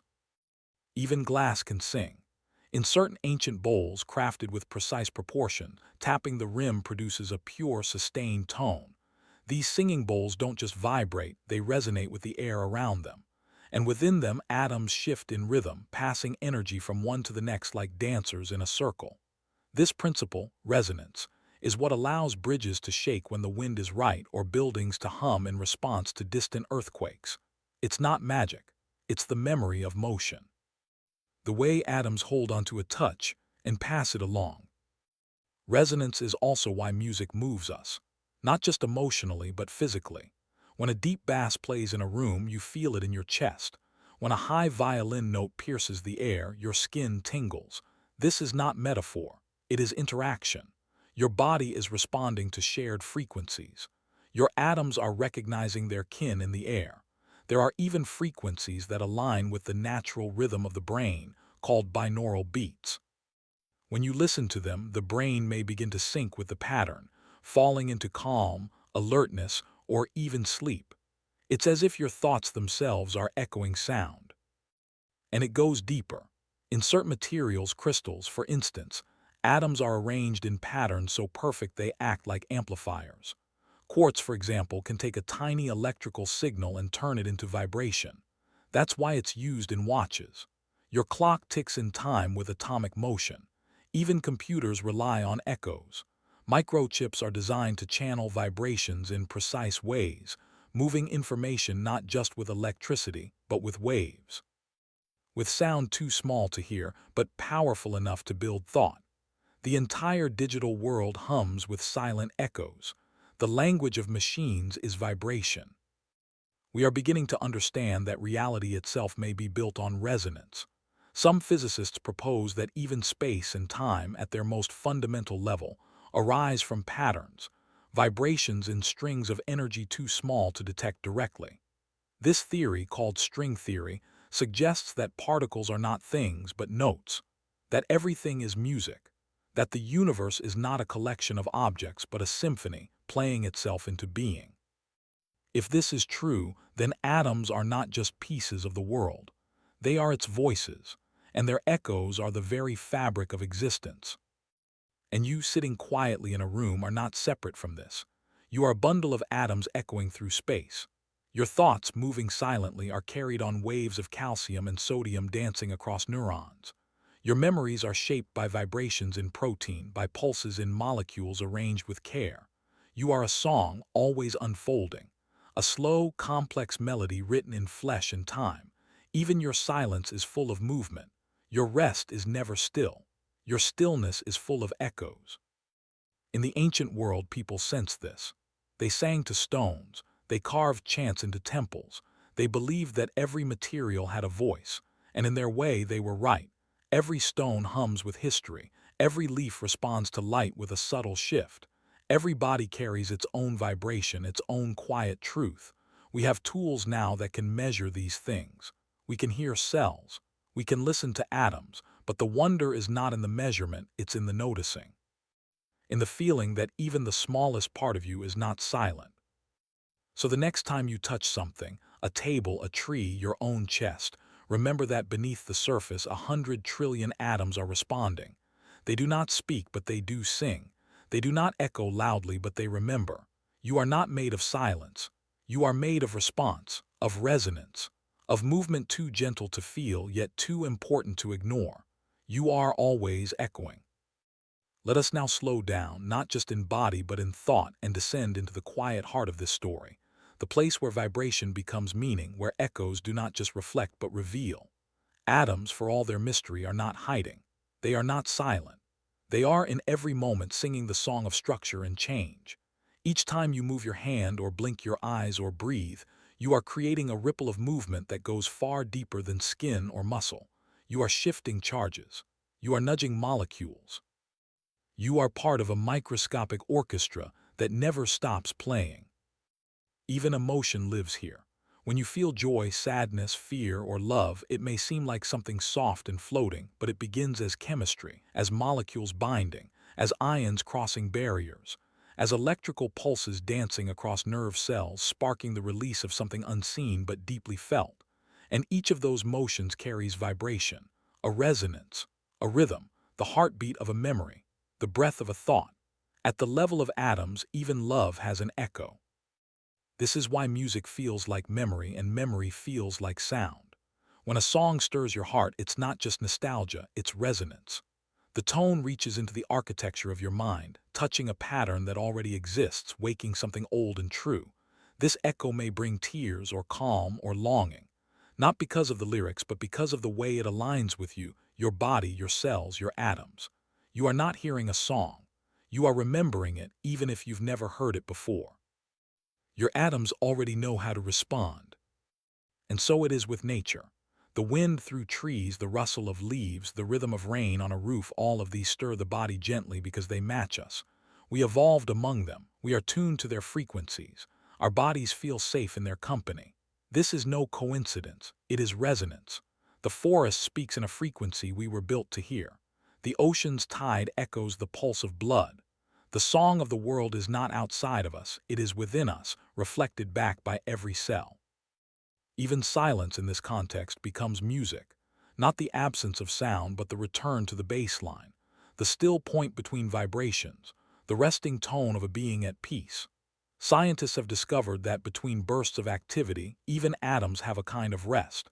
They hold potential like a violin string before it's plucked, and in that stillness they prepare for the next echo. In this way, silence is not the end of the music, it is its foundation, the breath between notes. The pause that gives rhythm shape. There are places in the world where this truth becomes almost overwhelming. Step into a cave and the air hums with ancient minerals.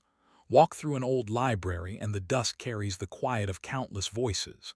Sit beside someone you love in complete silence and feel the way your body responds to theirs, not in words but in breath, in warmth, in a quiet resonance that defies language. These moments are not empty. They are rich with subtle sound, the kind that moves through you instead of around you. And even when you are alone, you are never in true silence. Your body makes its own music. Your heart drums, your blood flows, your nerves flicker, your atoms echo.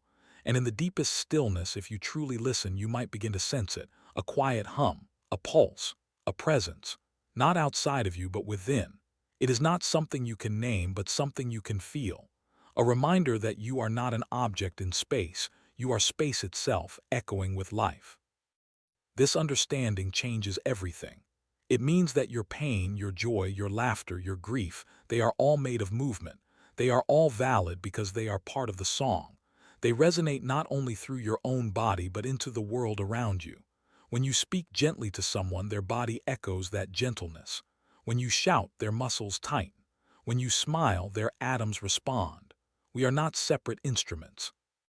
We are one vast field of resonance, shaping and reshaping each other with every sound, every silence. And so be mindful of your echoes, not just the words you say, but the tone you carry, the rhythm of your presence, the way your energy moves into a room. These things matter, they linger.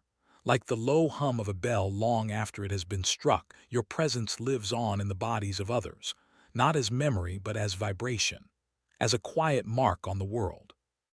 When you sleep, your atoms do not rest. They rearrange, they rebuild, they whisper to each other in the language of motion. Your cells heal, your brain sorts, your breath continues its rhythm, and the world holds you gently, not as a sleeping body but as a vibrating symphony. Each night you become a song once more, not to be heard but to be felt. So as this story winds down, remember, you are not made of silence. You are made of sound. Your body, your thoughts, your life, all of it echoes, all of it matters. In a world so full of rushing noise, the most profound truth might be the softest one, that even in stillness you are speaking, that even when you say nothing, your atoms are singing, and the universe, vast and quiet and listening, hears you. Far beyond the sky we know, past the drifting clouds and the blue dome of our daytime world, the stars rest in their ancient homes. From the ground they seem silent, tiny flickers, steady and still. But stars are never truly still. They pulse, they breathe, they hum. They are not asleep in the way we sleep, but they carry within them the rhythm of slumber, a long, slow dreaming that lasts billions of years. And in that deep cosmic rest, stars make sound. Not the kind we hear with ears, but the kind we feel in the folds of time and light. They sing their mass. They whisper their age. They echo in frequencies too grand for any human voice. Yet somehow, when we listen patiently, with machines, with math, with wonder, we can hear the sound of sleeping stars. Each star is a ball of fire, yes, but also a body. It has layers, a surface, a heart, a system of currents and waves, Beneath its blazing skin, pressure builds and collapses in endless cycles. Heat rises from the core, racing upward, slowing near the surface, creating motion, waves that ripple outward like sound through the air. These are not metaphors, they are real vibrations. The surface of a star moves, however slightly, up and down in patterns shaped by its inner music. This is a kind of starquake, a rhythmic quiver that reveals what the star is made of, how fast it spins, how strong its gravity is. The science of listening to these quivers is called asteroseismology, and it lets us hear the shape of a star without touching it. The sun, for example, sings a song so low and deep that it takes special instruments to detect it. Its surface ripples every few minutes with waves that bounce around inside, like sound trapped in a drum. By watching how these ripples change over time, scientists can read the inner layers of the sun, its temperature, its composition, its changing moods. It's as if we've placed a stethoscope on the heart of a star and are listening to its slow, steady thrum. These star songs are not loud. They are not sharp. They are soft vibrations, like the sound of breath across centuries. Other stars sing too, each in their own voice. Some are so large and young that their vibrations come in thunderous bursts.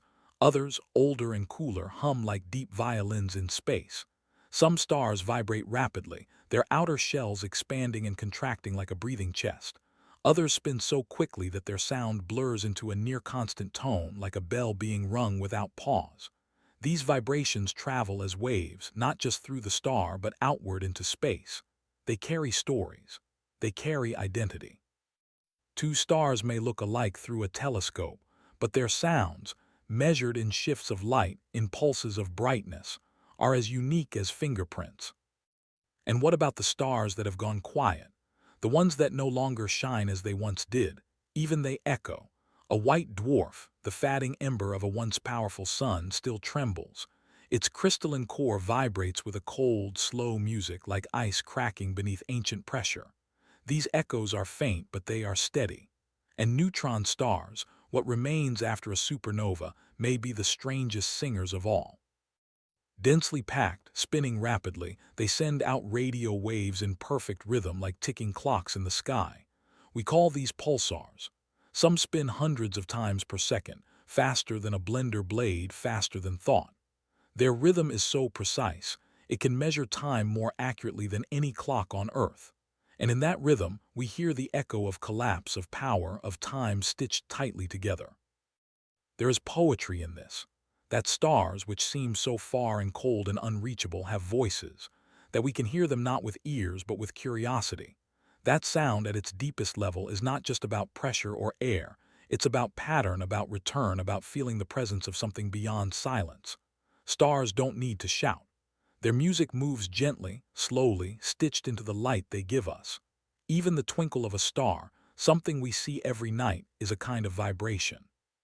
The air above us bends their light, yes, but so too do their own rhythms.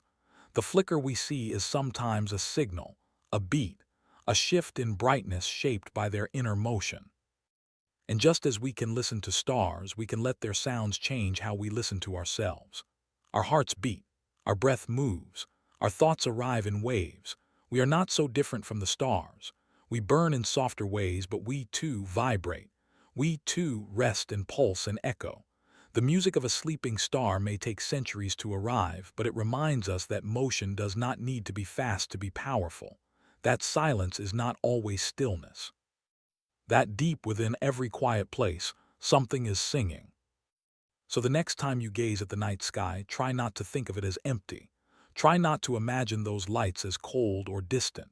Instead, remember, each one of those stars is humming. Each one is trembling softly, carrying a rhythm older than history. And some of that music, though faint, has already reached us. It is traveling through your window, brushing against your skin, curling around your thoughts. You are listening even if you do not know it. The stars are not asleep. They are dreaming. And their dreams make sound. Let us now move deeper into that quiet sky, floating between those points of light we once thought were fixed, and learning instead how they move, how they vibrate, how they sing. To most of us, stars are still images, twinkling dots, unmoving, serene. But to those who listen carefully, stars are constantly in motion. They are not still at all. Their surfaces roil with currents of plasma. Their insides convulse with pressure and gravity. Their hearts burn and stir, sending waves across their vast bodies. And these waves, like a drum beaten softly from within, carry sound, long, slow sound filled with detail. Not sound in air, for there is none in space, but sound in form, sound in light, sound in frequency. Scientists measure this by looking at light. When a star pulses, its surface moves in and out, sometimes by just a few kilometers, sometimes by thousands. As the star expands and contracts, its light changes slightly.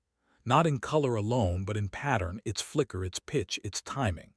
Instruments called spectrographs break that light into rainbows, revealing small shifts that tell us how fast the star is moving, how it breathes, how it rests.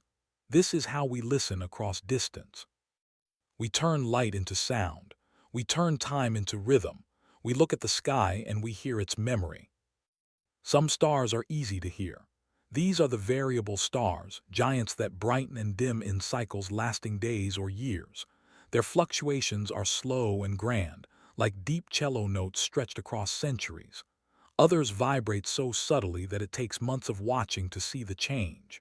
But every star, no matter how quiet, is giving off a song. The challenge is learning how to hear it. That's where missions like Kepler and TESS come in, space telescopes that don't take photographs but instead measure brightness. Not once, not twice, but every moment over and over for years. They record the flicker of tens of thousands of stars, and in those flickers they find music. With these records, astronomers create star sounds. They take the vibration data, frequencies too low for human ears, and shift them upward into our range. The result is haunting, a mix of whistles, hums, and throbs like 1,000 organs tuning at once. No two stars sound alike. Some are sharp and fast like struck metal. Others swell slowly like breath in a cave. When played together, they become a cosmic choir, a harmony of sleeping giants, each singing its age, its weight, its history. And when you listen, you can't help but feel wonder. Not just at the stars themselves, but at the quiet skill of listening that made this possible. This science isn't just beautiful, it's useful. By studying a star's song, astronomers can determine how old it is. They can tell whether it's swelling into a red giant or cooling into a white dwarf. They can even detect exoplanets, worlds orbiting those stars, because a planet's pull changes the vibration of its sun, however slightly. It's like hearing footsteps in a distant room, not directly, but by how the walls vibrate. With this method, we've found thousands of new worlds, all from the way stars sing. And the stars that sing the longest are often those near the end of their lives. These old stars, swollen with age, pulse like sleeping animals. They've seen millions of years and now they slow. Their outer layers billow and fall.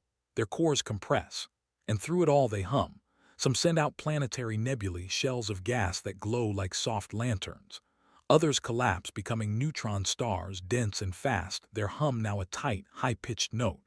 Even in death, the star continues to echo. Even after collapse, its vibrations ripple through space. There is something tender in this. That death does not end the song. That stars, even as they fade, leave behind sound. And in their remnants the song continues. Some neutron stars spin so steadily that we use them to steer spacecraft. Others send out pulses we can hear on Earth, ticking like clocks. These are not metaphors. These are real, measurable rhythms, as regular as a heartbeat, as constant as breath. The universe is not only moving, it is keeping time. But there are mysteries too. Some stars suddenly stop pulsing, others change their rhythm. A few seem to beat in strange, shifting time signatures as if their inner structures are rewriting themselves. We don't know why. Perhaps their cores are changing. Perhaps they are whispering secrets in a language we don't yet understand, but we continue to listen. Because every time a star hums, it reveals more than just sound. It reveals how stars are built, how gravity and heat dance, how time moves when it's wrapped in fire and silence. And perhaps most haunting are the ghost stars, the ones we can no longer see but whose light and sound still travel. Because of distance, some stars visible tonight may already be gone. Their vibrations, their flickers, their messages, still arriving, still moving across the dark. When you look up at them, you're hearing not their present but their past, their lullabies of centuries ago, their final notes stretched into now. And so, space becomes a museum of echoes, a place where every sleeping star plays a song long after it has stopped singing. When we understand this, we begin to feel differently about the night sky. It is no longer just a view, it is a performance. A great slow concert played across millions of years where we are both audience and participant. Our own sun sings too, of course, though we don't hear it. But our bodies respond to its rhythms, its cycles of light and heat. Our sleep, our moods, our growth. We are shaped by a lullaby we can't hear but have always felt. The sun sings and we listen with our skin. So the next time you feel small beneath the stars, remember, you are not outside the music, you are inside it. Your heart beats to a rhythm not so different from theirs. Your breath moves in time with the tide, the moon, the turning earth. You are not an observer, you are a note in the song. A soft tone added to a melody that began before you and will continue long after. You are made of star stuff, yes, but more than that, you are made of star sound. The universe is not silent, it is singing you. Now drift with me to the end of this stellar lullaby. The stars, though distant, have brought us close. Their music, long and slow, still vibrates beneath your skin. You have heard them not through ears but through knowing, through something older than language, older than fear, older even than the light that takes centuries to reach us. The sound of sleeping stars is not meant to wake us. It is meant to calm us, to remind us that even in the farthest corners of the universe, rest exists.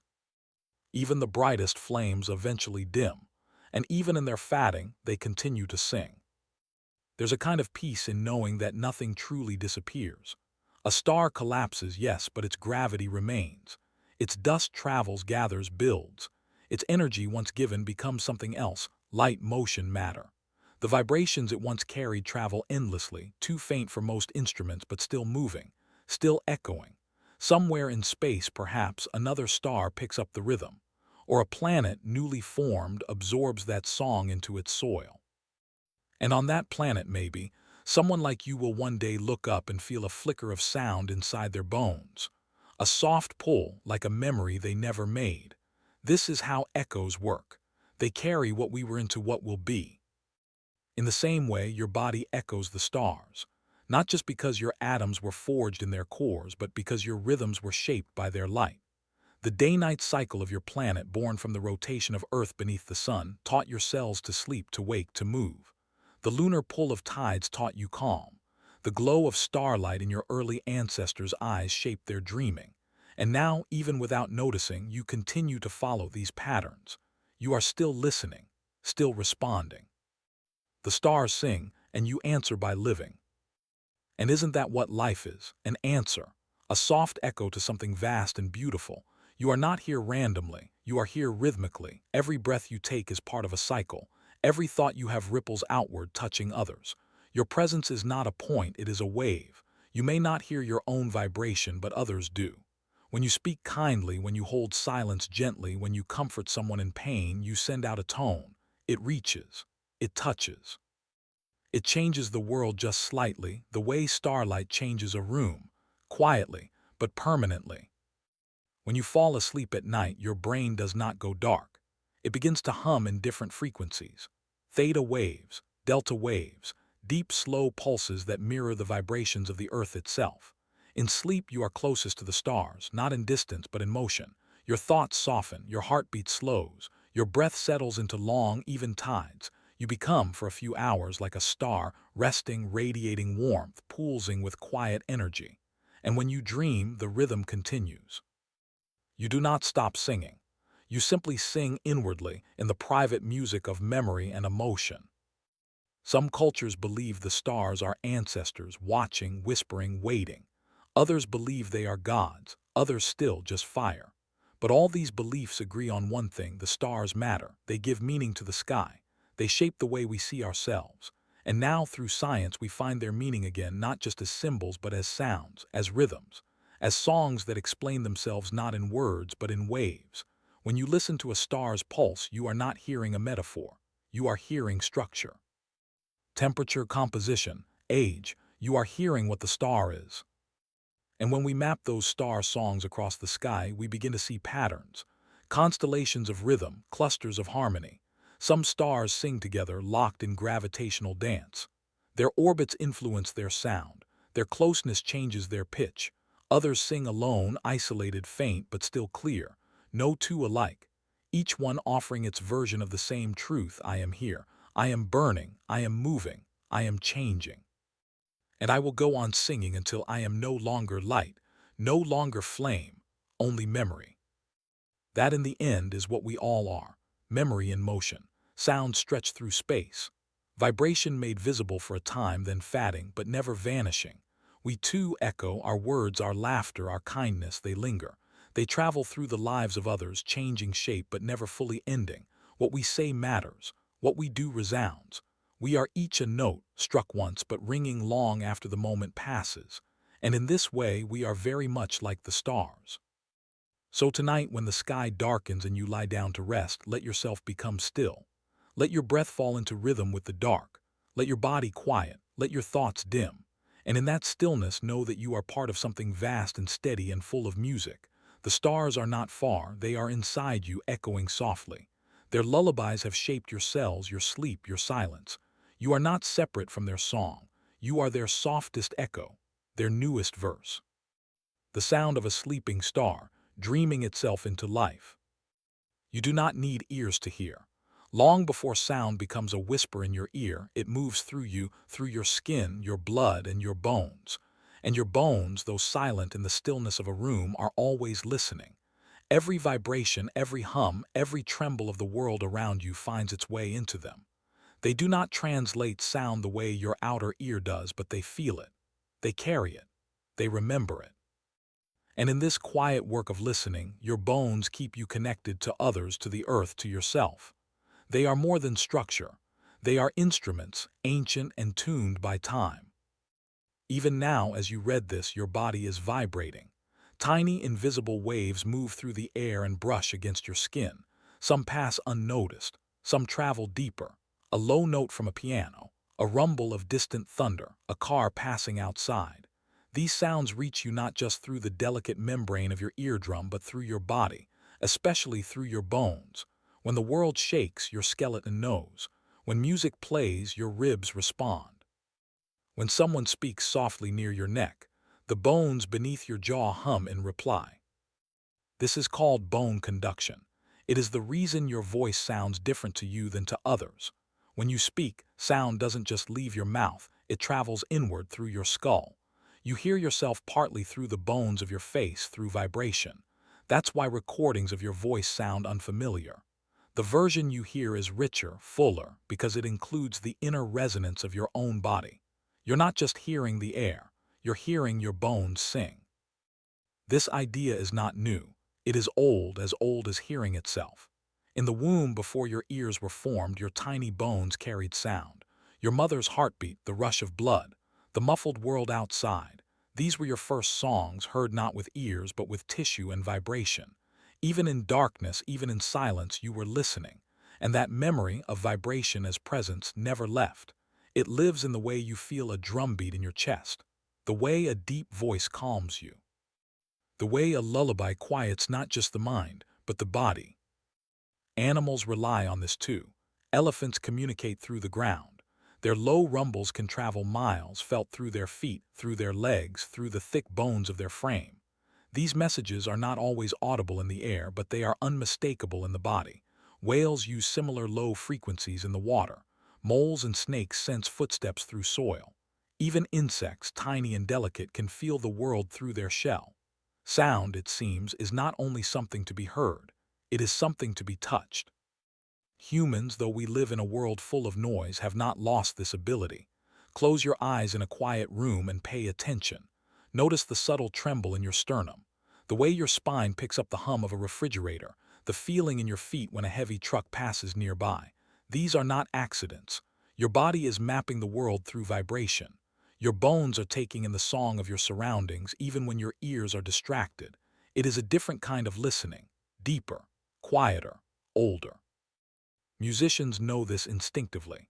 A violinist doesn't just hear the music, they feel it in their jaw pressed against the instrument. A cellist feels the notes in their knees. A drummer's whole body becomes part of the rhythm. This connection between sound and bone is not poetic, it's physical. It's part of how we understand music, part of why it moves us.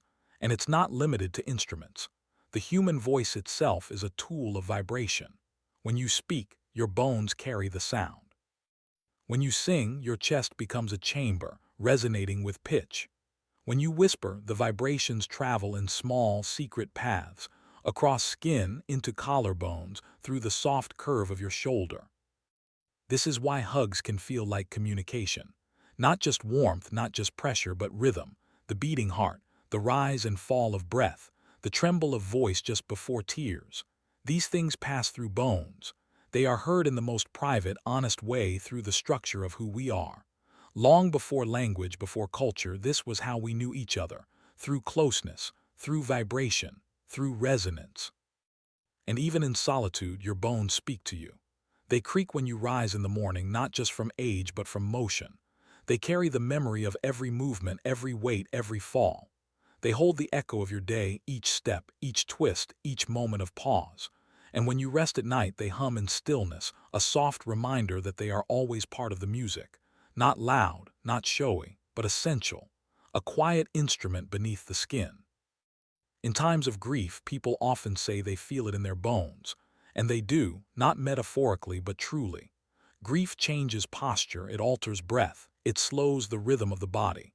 It sends tremors through the chest that cannot be explained. These are not imagined. They are part of how we process emotion. Through the body, through the bones, through vibration that does not need a name. So the next time you think of sound, think not just of ears. Think of ribs, think of spine. Think of the curve of your skull, the arc of your jaw, the small bones that hold your balance in your inner ear. They are listening. They are translating the world in ways you may never notice. They are storing the music of your life, not in memory, but in motion. Your body is more than flesh and thought. It is a bell tower, a tuning fork, a cathedral of quiet echoes. You are not just hearing sound, you are built to carry it, built to resonate, built to feel. And in that feeling there is wisdom, a deep, bone-deep knowing that says, I am here, I am whole, I am listening. Let us now step deeper into this hidden chamber of listening, where hearing happens not through air alone, but through the body's quiet architecture. Your bones are more than supports, they are channels. They are conductors of resonance, bridges between silence and perception. Inside each of them, there are cells not only creating strength but responding to pressure, vibration, and subtle motion. These responses aren't random. They are part of your communication with the world. Every time you walk across the floor, the impact moves up through your legs and into your spine. Every time someone speaks beside you, their voice is not only in your ears, it is in your ribs. You hear them twice, once through the air and once through your skeleton. This layered listening has shaped how we speak and how we live. Bone conduction doesn't just make sound richer, it makes it more personal. When you place your fingers on your throat and speak, you can feel your voice as vibration. It is not imagined, it is the physical movement of your body's internal music. Your larynx is a drum. Your skull is a chamber. Your voice is not floating, it is rooted. And others feel it too, especially when close. Lovers feel each other's voices before they hear them. Parents hum lullabies that reach into their children's bones. This closeness, this vibration is a form of truth. We believe what we feel, and what we feel is often deeper than what we hear. There is a reason why people speak of gut feelings, of knowing something in their bones. These are not only metaphors, they are echoes of evolutionary listening. Long before we had complex language, our ancestors read the world through their bodies. A rumble beneath the feet meant danger. A rhythmic chant meant safety, presence, belonging. Bone-carried sound helped us form community. It synchronized our movements, guided our actions, quieted our fears. Even today, the way we walk in rhythm with others, the way music binds crowds, the way shared silence draws people close, these are all rooted in vibration. And in healing, too, vibration plays a role. Medical science now uses sound waves to treat injury, not just through the ear but through the body. Low-frequency pulses are used to encourage bone growth in people recovering from fractures. Vibrational therapy is being studied for Parkinson's, for pain, for anxiety. The body does not simply tolerate vibration, it responds to it. It reorganizes, it heals, it remembers. This is not just ancient wisdom revived. It is the future of medicine shaped by resonance. Some sound frequencies move especially well through the body. Deep, slow tones like the hum of a cello or the roll of thunder are absorbed easily by muscle and bone. They travel further, they linger longer. These are the sounds we call grounding, calming, sacred, not because of superstition but because our bodies know what to do with them. They sink, they soften, they trust. This is why ancient rituals used drums, why monks chant in low tones, why oceans calm us. They bypass the noise of the world and enter us where we are most human, in our structure. Even in our deepest rest, our bones are not silent. In sleep, when our conscious mind drifts, the body continues its listening. It tracks the creak of the bed, the breath of a nearby sleeper, the distant hum of the street outside. These sounds, felt more than heard, shape our dreams. They enter softly like waves moving through sand. This is why soft music can soothe a restless night, why whispered comfort settles a racing heart. It's not only what is said, it's how it is carried. Through air, yes, but also through warmth, through skin, through bone. In solitude, your bones still echo. You might lie in bed with no one near and still your body listens. It hears your heartbeat as a steady drum. It hears your breath as a soft wind.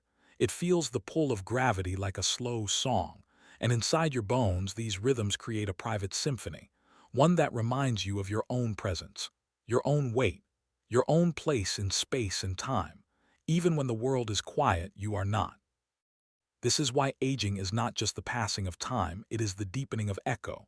Bones grow denser, then lighter. Their tones change. Their creaks are not failures, they are notes in a long, slow melody. The music of experience, the sound of motion remembered. Some say they feel the rain in their bones, others feel grief, others joy, and all of it is valid, because your bones in their quiet listening have been with you through everything. They have carried the vibration of every laugh, every fall, every held hand. The world is full of sound, but not all of it is meant to be heard with ears. Some is meant to be felt. And when we open ourselves to that kind of listening, we begin to notice things differently. The way the floor hums beneath a subway train, the way silence thickens just before someone speaks, the way a baby curls into a chest not for warmth alone but for rhythm. These are bone truths, felt truths, and they ask nothing but stillness. Not silence, but stillness. So tonight, when you lie down, notice how your body settles. Notice how your breath moves through your ribs. Notice how the mattress responds, how your weight becomes part of the space. Feel your bones not as structure but as listeners, as instruments. They are not waiting for anything. They are already playing. And as the world quiets around you, you may hear something unexpected, not a voice, not a word, but a hum, a pulse. The song of your own presence echoing in the spaces between bones. Now come gently with me to the final stillness, where the hum inside your body meets the hush outside it, and where sound becomes not just something you notice, but something you are. Your bones, silent to the world, are not silent to you. They echo every movement, every memory, every moment you've ever carried. When you were a child and learned to walk, they held your balance. When you laughed too hard to breathe, they shook with joy.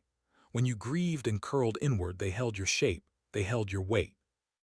They remember it all, not in thoughts but in rhythm, not in words but in vibration. And these vibrations never truly end. They fade, but they do not vanish. They settle into the marrow, into the echoing halls of who you are. The smallest bones in your body, the ossicles in your middle ear, are shaped like a hammer, an anvil, and a stirrup. They are ancient tools, and they work not by force but by vibration. They move sound into you, whisper it inward, carry it deep. They are not louder than a whisper, but they are more faithful. They let you hear the footstep in the hall, the softness in a friend's voice, the crack in your own. And more than that, they teach you that hearing is not about volume, it's about attention. The quietest sounds often carry the deepest meaning, a held breath, a slowed heartbeat, the sound of someone choosing their next word carefully. These things matter, and your body hears them even when your mind does not. And what your body hears, it holds. Like a bell that keeps ringing after the striker has fallen away, your bones continue the music long after the moment passes. A song you haven't heard in years suddenly fills you with warmth. A voice from childhood remembered only in fragments still stirs your chest. A place you once stood, a wooden floor, a stone path, a porch in summer, returns in feeling not because of what you saw but because of what you felt, the way it vibrated, the way it sounded in your body. These are the echoes that never leave. They do not live in memory alone. They live in you. This is why presence matters, not just physical presence but resonance. When someone listens to you with full attention, you feel it. When you speak your truth and it's received, not judged, not rushed, you feel it. When you sit beside someone in silence and still feel understood, you are hearing each other through vibration, through breath, through bones. And this is what makes us human, not our voices, not our noise, but our quiet ability to echo one another without saying a word. In this way, the bones inside you are not just tools, they are a kind of empathy.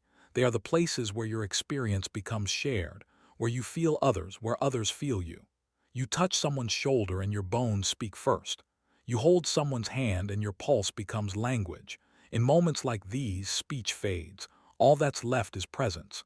And presence is vibration. It is sound without sound. Even in old age, when the ears may fade and hearing becomes effortful, the bones still listen. They still carry rhythm. A grandfather feels the laughter of children in his chest.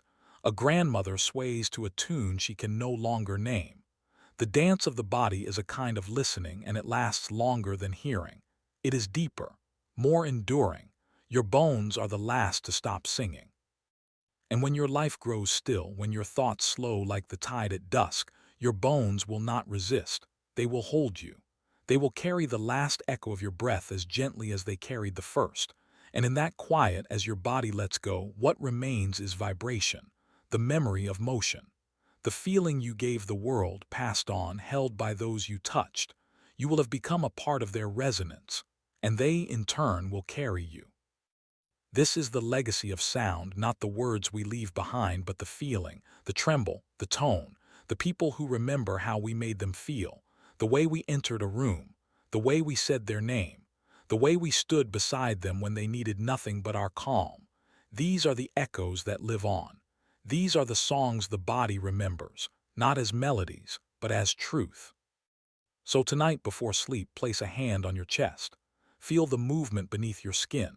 That is not just your heart, it is your sound, it is your rhythm, it is the signature your bones have carried from the very beginning. You are not silent, you never were.